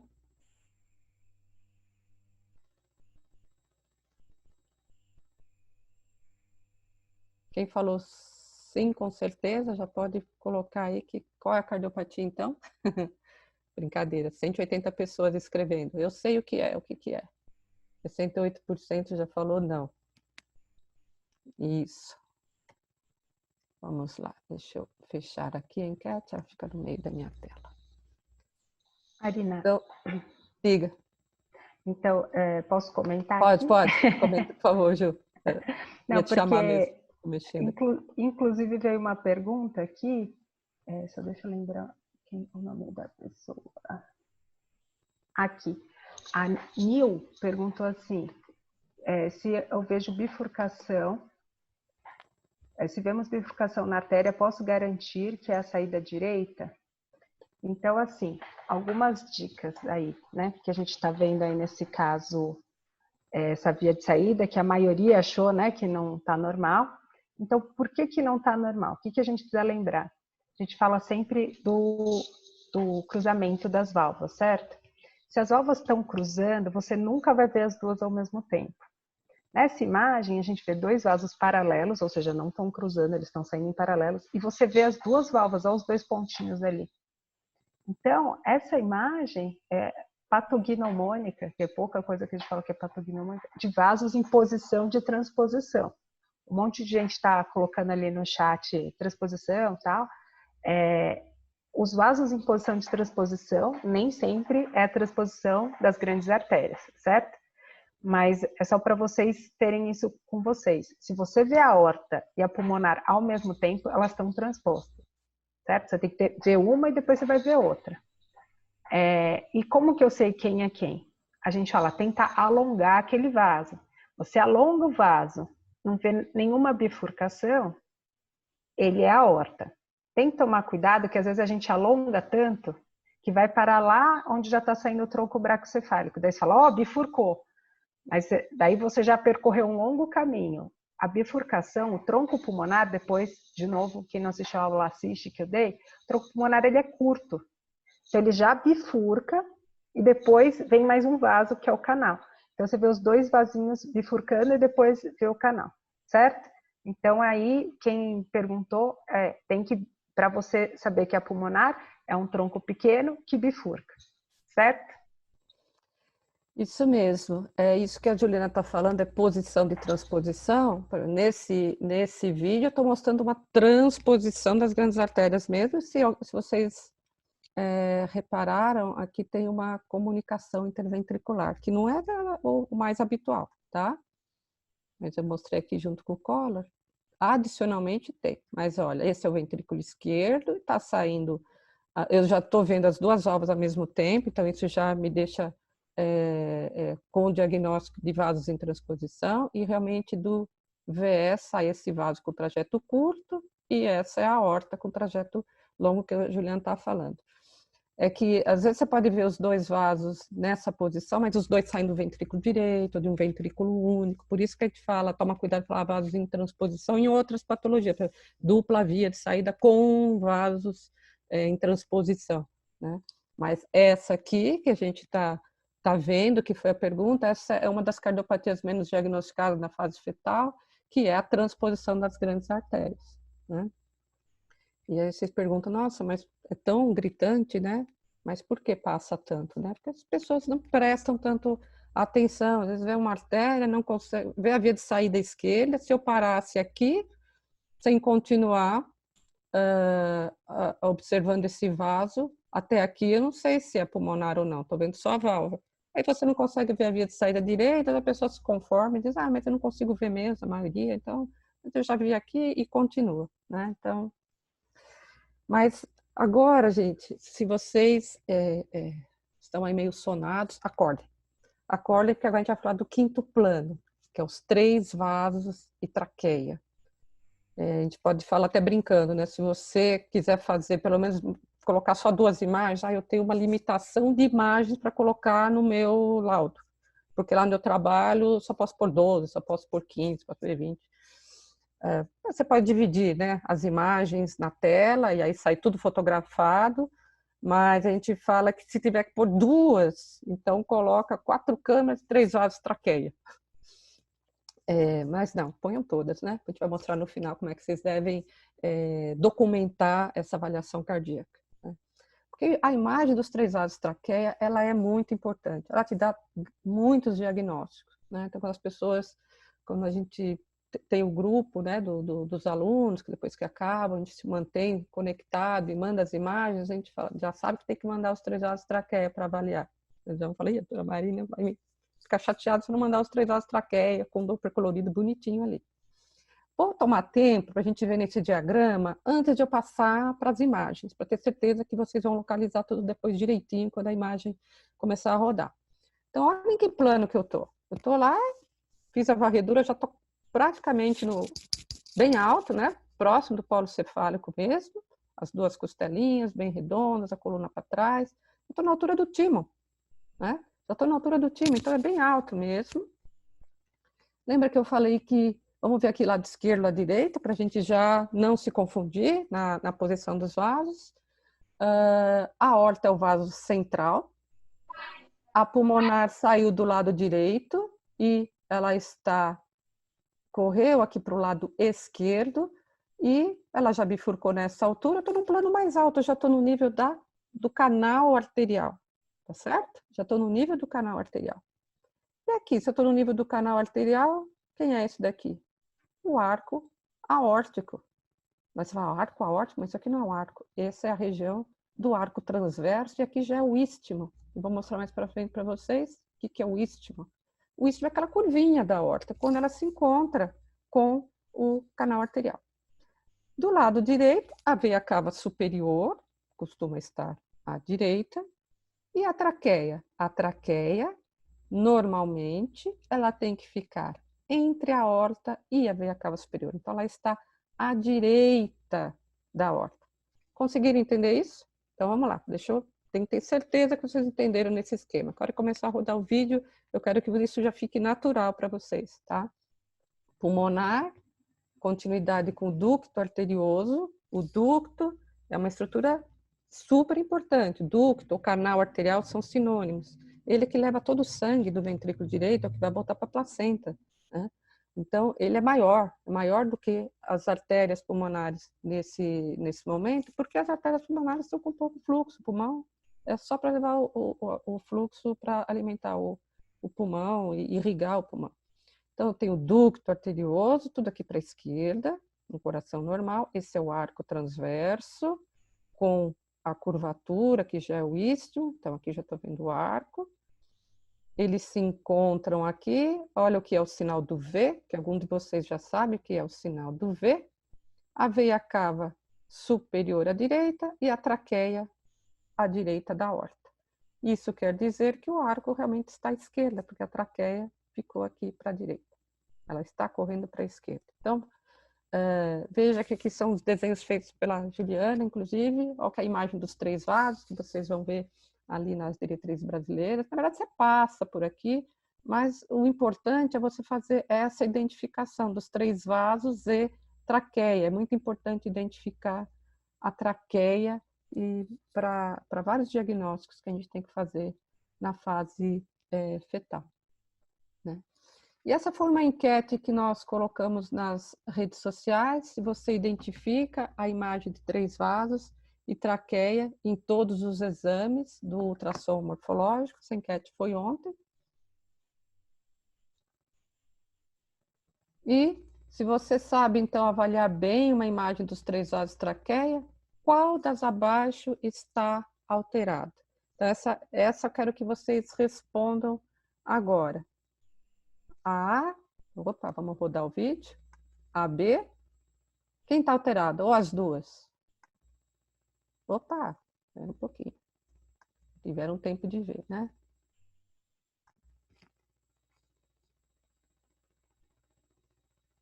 Quem está alterado? A B, as duas.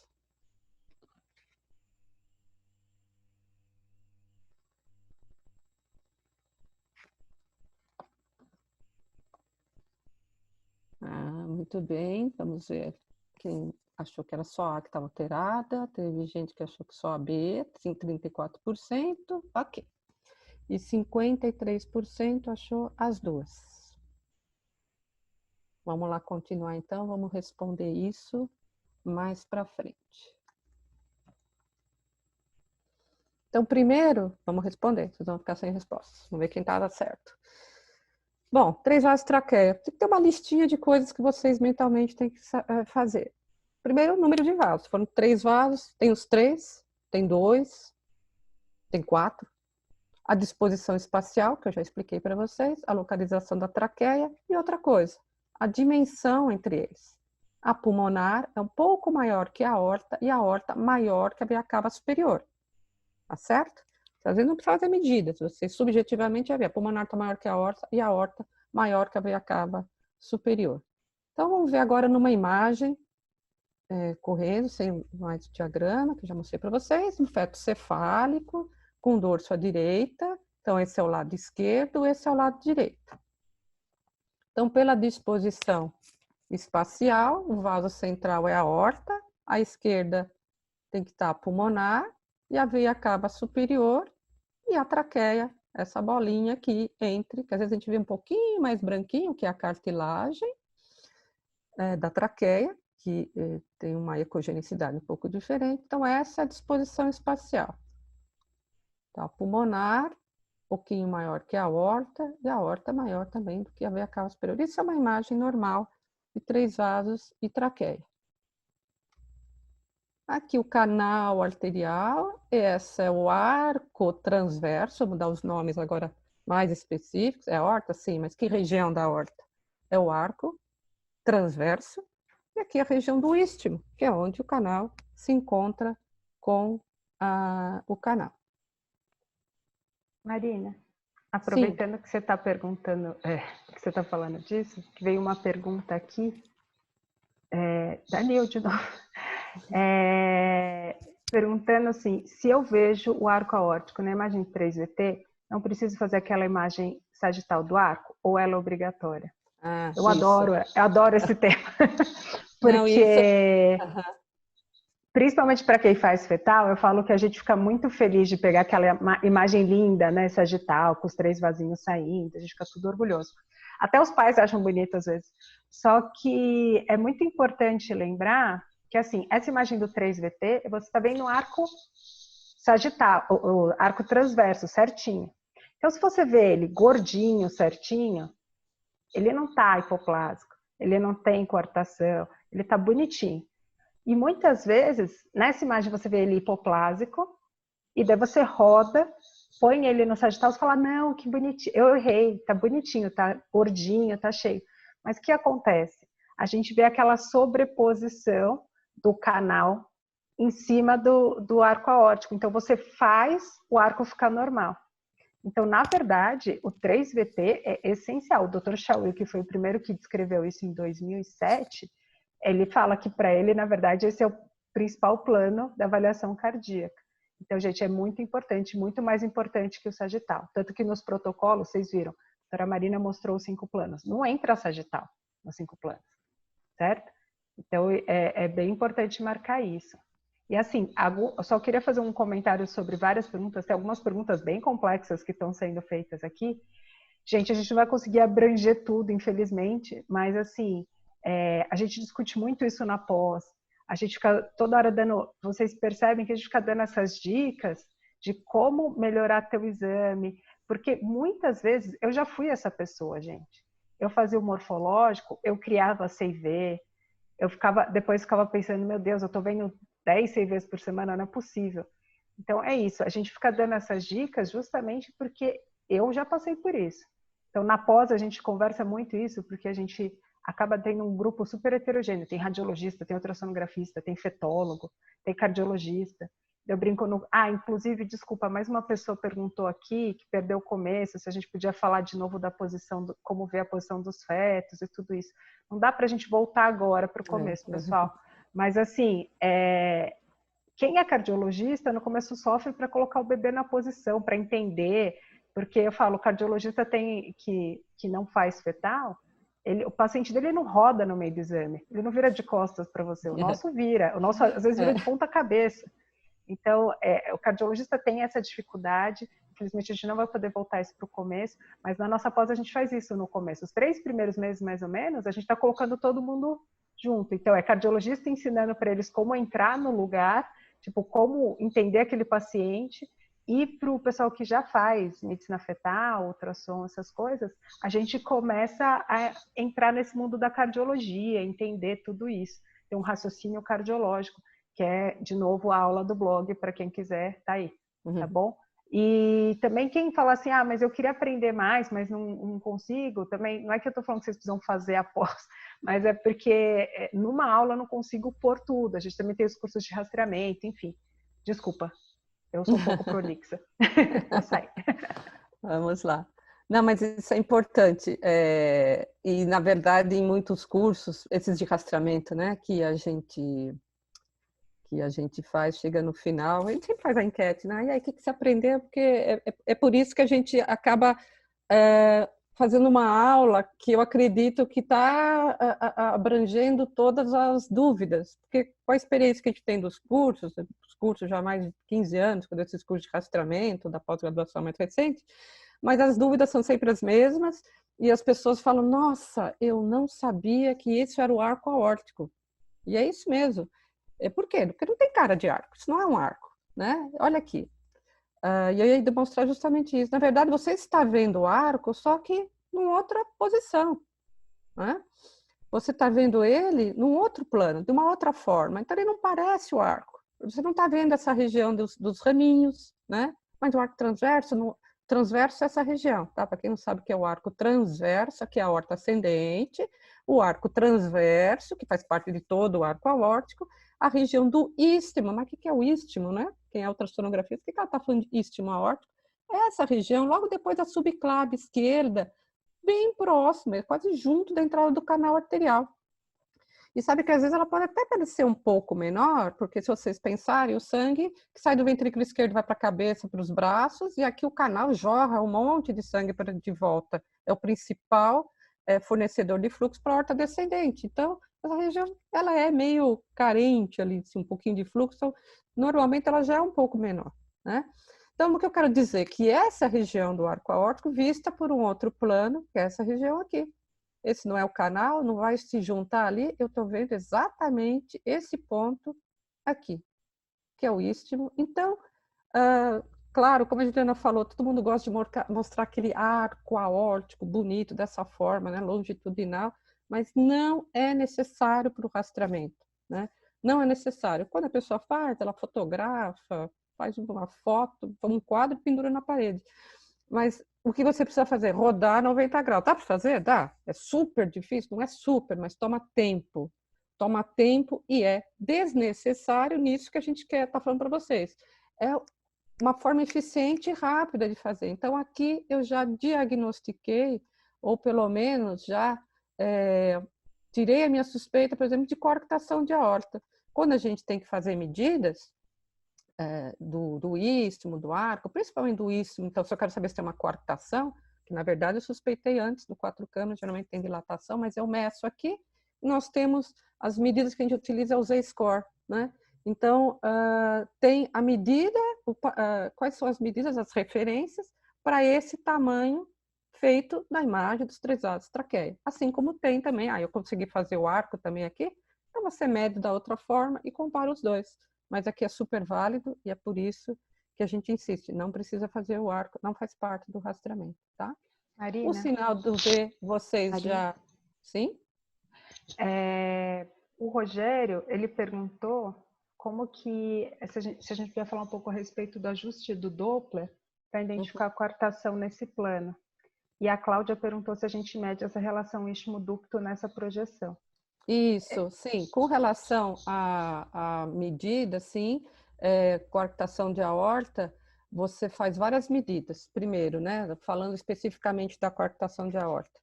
Então, vou voltar um pouquinho. O diagnóstico da coartação que você tem que se preocupar na fase fetal, uma coartação importante, em geral, quase que a maioria da dilatação das câmaras direitas.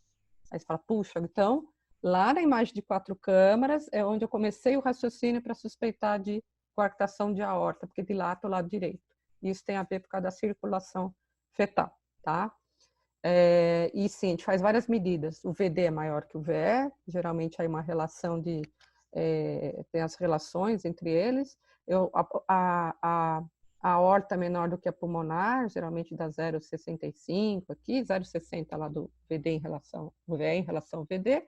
E sim, eu faço a relação aqui do istmo com o canal arterial. E o istmo, ele pode ser até 70% menor do que o canal. Como eu disse, o canal é uma estrutura, o ducto arterioso é uma estrutura importante. Então, se você mede a aorta em relação ao canal e der acima de 0,70, ok, abaixo, você já fica preocupado que pode só ter uma hipoplasia dessa região, que é uma coartação de aorta, às vezes é muito pontual, só nessa região, às vezes é o arco todo hipoplásico. Então, aí quando você tem algo que te chama atenção quanto à dimensão, aí você tem que medir. Isso é para quem já faz, quem está aí na plateia que faz ecofetal. Se você for ver as diretrizes do ecofetal, as medidas, elas são também opcionais. Se você viu e acha que está tudo normal, não precisa ficar medindo tudo e colocar tudo no Z-score. Se você viu medidas que são desproporcionais, aí você mede e utiliza o Z-score, que é muito fácil. Você tem aplicativo no celular e na internet para você usar o parâmetro Z. Agora, com relação ao Doppler, o Doppler, não sei quem fez a pergunta se é cardiologista ou se é ultrassonografista, o Doppler não é tão alterado no istmo, ele não te ajuda muito, né? A não ser um padrão da curva de VTI, mas enfim, não é o que mais te ajuda, né?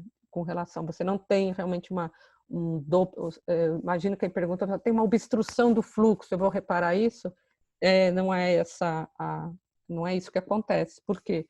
Porque aquela região obstruída, nesse momento, não tem nenhuma importância, o fluxo não costuma ser turbulento, porque eu tenho o canal arterial fornecendo o fluxo para a região inferior. Então, o Doppler não ajuda muito. Então, vamos lá. Então, vamos responder, visto que a gente já sabe ver um 3A de traqueia. Algumas pessoas responderam que essa estava alterada, outras acharam que a B, a maioria falou que eram as duas. Nessa imagem 3A de traqueia, então, o que vocês estão notando de alterado? Do que a gente já falou, bom, tem 3 vasos? Tem. Está todo mundo no lugar certo? A aorta central, essa é a artéria pulmonar está à esquerda, né, o feto cefálico, esse é o lado direito com a cava, e a traqueia aqui entre a aorta e a veia cava superior. Então, a disposição está correta. E as dimensões? Quem está maior, quem está menor? Então, relembrando, a pulmonar tem que ser maior que a aorta, e a aorta maior do que a veia cava superior, não é isso? E a pulmonar está menor. Isso está bem claro. Sem fazer medida, já estou vendo. A pulmonar está menor. A aorta está maior que a cava, mas na verdade ela está muito maior que a cava também, né? Geralmente é 1 milímetro, 1,5 milímetros. Então, essa imagem de 3 vasos traqueia me dá um diagnóstico. Tetralogia de Fallot. Por quê? A pulmonar está menor, a aorta está dilatada, e é isso que acontece. Porque na tetralogia de Fallot, eu tenho a CIV, a aorta cavalgando, então a aorta recebe fluxo dos 2 ventrículos, ela dilata. Ah, mas não preciso ver lá a CIV, claro, é melhor você ter visto já. Provavelmente você já viu, você já chegou no plano 3 vasos traqueia, você já viu a aorta cavalgando. Essa é a continuação daquele vídeo que a gente viu. Lembra que eu mostrei para vocês a CIV, a aorta cavalgando? Essa é a continuação. respondendo que aquela era uma tetralogia de Fallot, e essa é a imagem típica de uma tetralogia de Fallot, quando tem a aorta cavalgando e a pulmonar menor. Ok? E aquele outro vídeo? Vocês acharam alterado, sim ou não? A maioria votou que as duas estavam alteradas. O que aconteceu aqui? Tenho 3 vasos? Tenho 3 vasos. Disposição está normal? Estou vendo aqui a pulmonar, a aorta, a cava superior, olha o timo aqui aparecendo. Tamanho? Pulmonar um pouquinho maior que a aorta, tá ok. O que está fora do lugar aí? O que é isso daqui? A traqueia. A traqueia era para estar à direita, entre a aorta e a cava superior, ela está no meio. Então, ela está à esquerda da aorta. Por que isso aconteceu? A aorta deveria ter começado o seu trajeto para a direita e a curva para a esquerda. O arco deveria estar para cá, à esquerda, o que deixaria a traqueia para o lado de lá. Não foi a traqueia que pulou aqui para o meio. Na verdade, a aorta é que fez a sua curvatura errada. Ela começou para a direita e aqui ela continuou e o arco está à direita. É por isso que a traqueia aparece agora na localização errada, à esquerda da aorta. Ela fica entre a aorta e a artéria pulmonar. Então, aqui já se faz o diagnóstico de arco aórtico à direita, que pode ser isolado, que pode ser associado com cardiopatias. A tetralogia de Fallot, 1/4 dos casos tem arco aórtico à direita e outras tantas cardiopatias. E esse agora? Estou no plano de 3 vasos traqueia, mas eu tenho 3 vasos? 2, né? Eu estou vendo um grande aqui, a aorta, esse é o lado direito, esse é o lado esquerdo. A cava superior, a traqueia está aqui. E cadê o outro vaso? Eu não tenho um terceiro vaso. Que diagnósticos eu posso fazer com essa imagem? Muitos. Mas um principal que eu quero que vocês guardem é a transposição das grandes artérias. Começou a ver as vias de saída, teve dificuldade. Pegou um vaso saindo do ventrículo esquerdo, parece a aorta. Foi lá para tentar pulmonar, não conseguiu. Subiu nos 3 vasos traqueia e viu 2 vasos, provavelmente é uma transposição das grandes artérias. Né? Ou você viu 2 artérias ali e não sabia quem era quem. Né? Mas transposição, mas cadê o outro vaso? Né? Essa é a pergunta que sempre fazem. Na transposição, como os vasos não cruzam, eles ficam paralelos. Então, no plano dos 3 vasos traqueia, eu acabo vendo o vaso anterior, que é a aorta, na frente, e a pulmonar está atrás. Por isso que eu tenho essa imagem, vocês devem ter visto já na literatura, se procurarem, tem vários nomes, sinais, parece um bico de pássaro, parece o I japonês, enfim. Mas a questão é que você vê 2 vasos. Mas é patognomônico? Não, não é patognomônico. Eu posso também ter ausência da artéria pulmonar, ser uma atresia da válvula pulmonar, ser outra questão. Mas lembrar que essa imagem pode aparecer na transposição e ela te ajuda se você ficou na dúvida se aqueles vasos estavam certinhos saindo a aorta do VE e a pulmonar do VD. Ficou na dúvida, viu os 3 vasos traqueia que não aparece 3 vasos, aparecem 2, fala, então é o que eu estava pensando, é uma transposição. Deu para entender? Muito bem. Então, a avaliação do coração completa, a gente faz a partir dessas imagens, aí a posição do bebê, como a Juliana já falou, varia, né, grandemente. E se eu sei fazer tudo isso? Mas já sei fazer tudo isso, eu posso melhorar?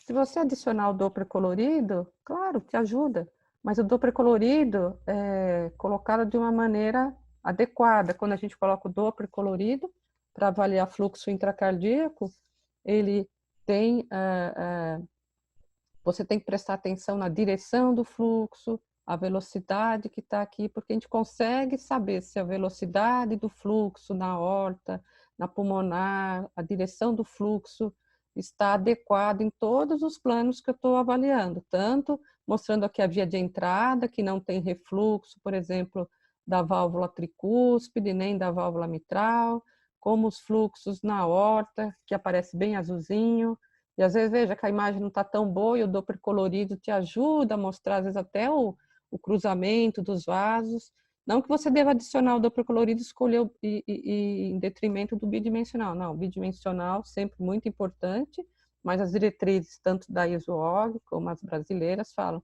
vamos usar o Doppler colorido. Mas provavelmente nessa hora que você aciona o Doppler colorido, você tem que aumentar a velocidade, fazer ajustes, melhor ainda. Muda o preset para cardio, para ver coração, que ele já entra ajustado, senão ele acaba mais te confundindo e criando imagens do que ajudando. Então, você colocar a imagem com os fluxos, mostrando, falar, perfeito, viu? O fluxo está normal no VE, o fluxo está normal aqui na aorta, o fluxo está normal aqui na saída da artéria pulmonar, 3 vasos de traqueia, isso é fundamental, né? Quando você suspeita de uma estenose aórtica, de alguma obstrução, você realmente está vendo que os fluxos nos 2 vasos estão na mesma direção, velocidade adequada.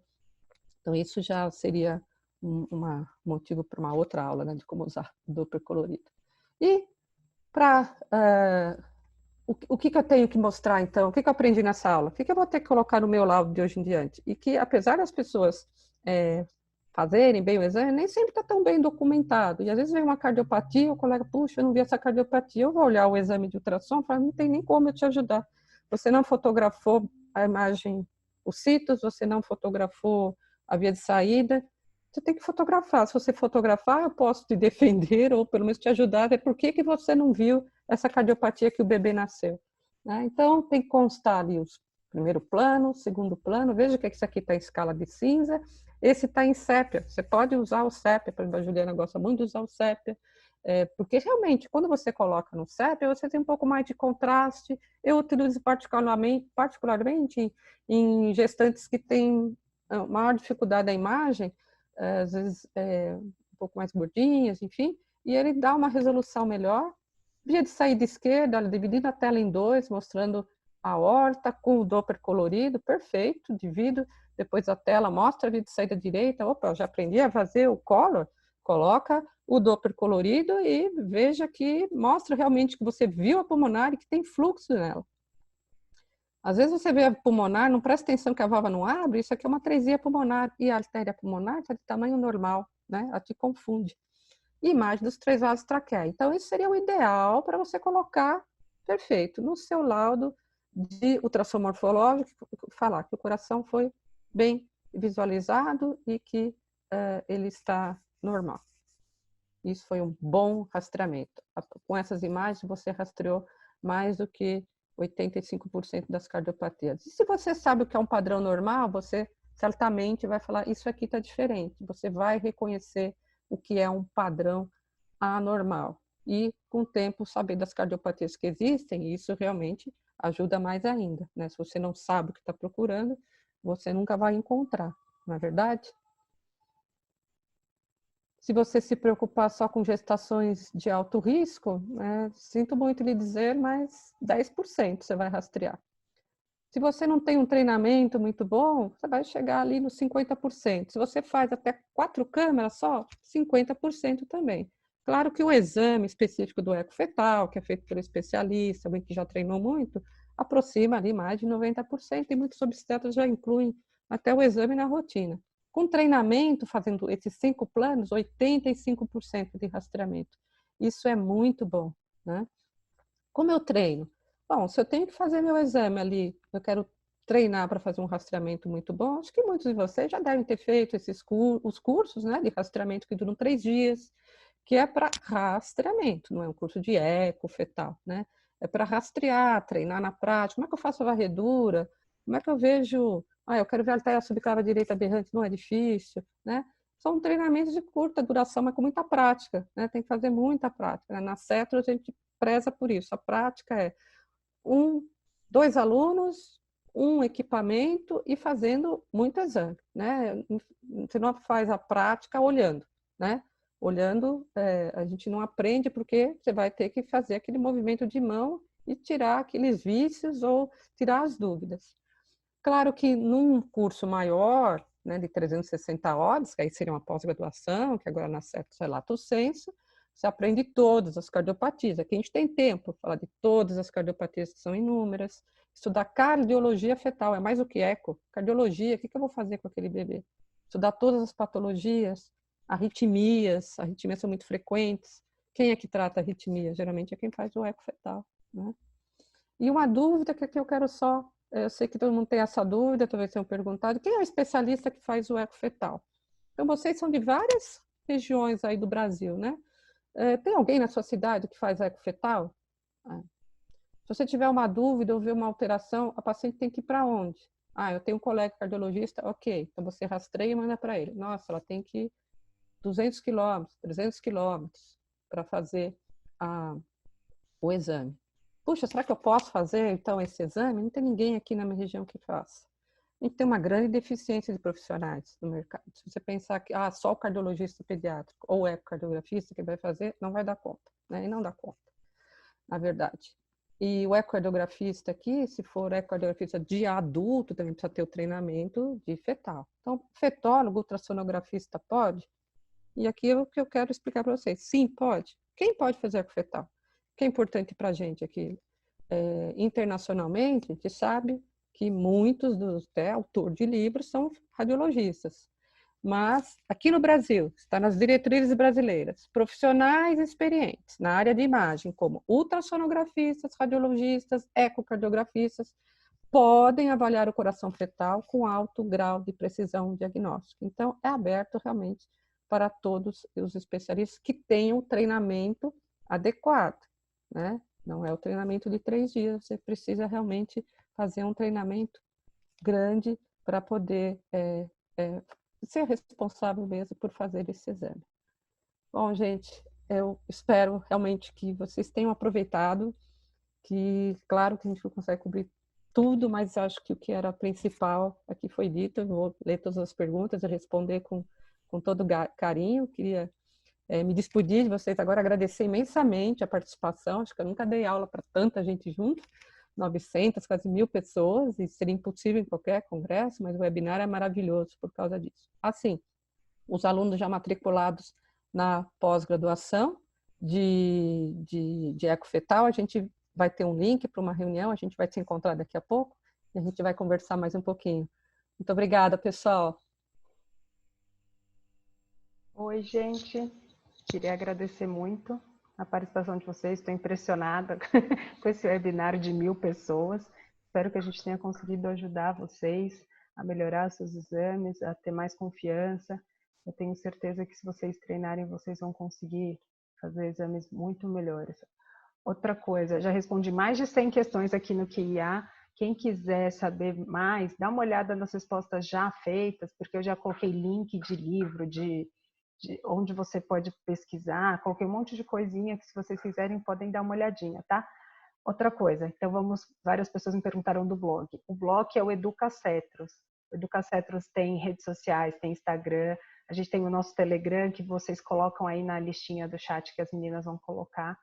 Então, é tudo para melhorar. Assim, se vocês, quem já conhece, quem está conhecendo mais a gente, vocês vão ver, a gente é muito empolgada, a gente quer dividir esse conhecimento com todo mundo. Então, quanto mais gente aprendendo a ver coração fetal, melhor. Acabaram de me perguntar uma coisa, mas se eu só escrever no meu morfológico que tem alguma coisa de errado e sugerir o eco, já é o suficiente? Sim, é muito suficiente. Então, vocês lembrarem que se você faz um bom rastreamento, mesmo que você não saiba como descrever, eu sempre brinco quando eu estou dando aula de rastreamento, assim, você escreve imagem de 4 câmeras não habitual, sugiro eco. Não escreve só que você não viu, porque às vezes a pessoa só escreve assim, não foi possível avaliar, e o médico não dá a real importância de que você tem que investigar aquele bebê, entendeu? Então, coloquem o que vocês estão suspeitando, ninguém vai brigar com você porque você escreveu, que você não conseguiu ver, ou que você viu de uma maneira que você estava suspeitando de algo. Então, isso é muito importante. Queria, então, deixar alguns recados. Dúvidas, qualquer coisa, coloca ali no chat que as meninas vão respondendo. O QIA, eu vou continuar respondendo aqui. Eu já respondi 100 questões, acho que vai ter mais algumas que estão faltando. Outra coisa, eu estava pensando aqui, Marina, acho que eu vou pedir para todo mundo colocar, quem estiver interessado, a gente pode fazer depois, de repente, um outro Zoom, para explicar qual que é a diferença dos cursos de rastreamento, o que a gente faz na pós, para quem tiver com dúvida sobre os cursos, não vai ser uma outra aula, vai ser discussão sobre isso. Se alguém tiver interesse e quiser falar com a gente, vai colocando os nomes aí, eu vou pedir para alguém olhar depois, coloca, sei lá, o e-mail e a gente faz um grupo para conversar, tá bom? Então, queria agradecer muito, muito esse sábado de manhã de sol, todo mundo em casa, mas aprendendo. Espero que vocês aproveitem. A nossa ideia sempre é desmistificar o coração fetal. Eu tinha muito medo do coração, continuo com um pouco de medo, confesso, mas assim, agora eu tenho segurança e eu tenho certeza que vocês vão ter também. Tá bom? Tchau, obrigada. Bom, gente, como tudo que é bom dura pouco, a gente vai encerrando por aqui. Acho que a doutora Juliana e a doutora Marina já falaram a maior parte dos pontos que tem de interesse. Só tem mais um recadinho para você. O seu certificado vai ser enviado diretamente para o seu e-mail. Não precisa se preocupar. A gente vai estar te mandando também uma pesquisa de satisfação para você mandar o que você quer saber nos próximos encontros com a gente aqui no Zoom, o que você acha que a gente pode discutir para trazer conteúdo de qualidade para você. Os alunos após vão ter a reunião, o blog, o Instagram e o Telegram já estamos colocando aqui no chat para você não perder nenhum desses conteúdos. Não se esquece de seguir a gente, entrar no grupo do Telegram, mandar para quem você acha que vai gostar, tá bom? Eu tenho que agradecer, a gente alcançou praticamente 1000 pessoas. Muito obrigado por cada um de vocês. Quero desejar um ótimo final de semana e um bom Domingo das Mães também, né? Bom, pessoal, se cuida, a gente se encontra na próxima. Tchau!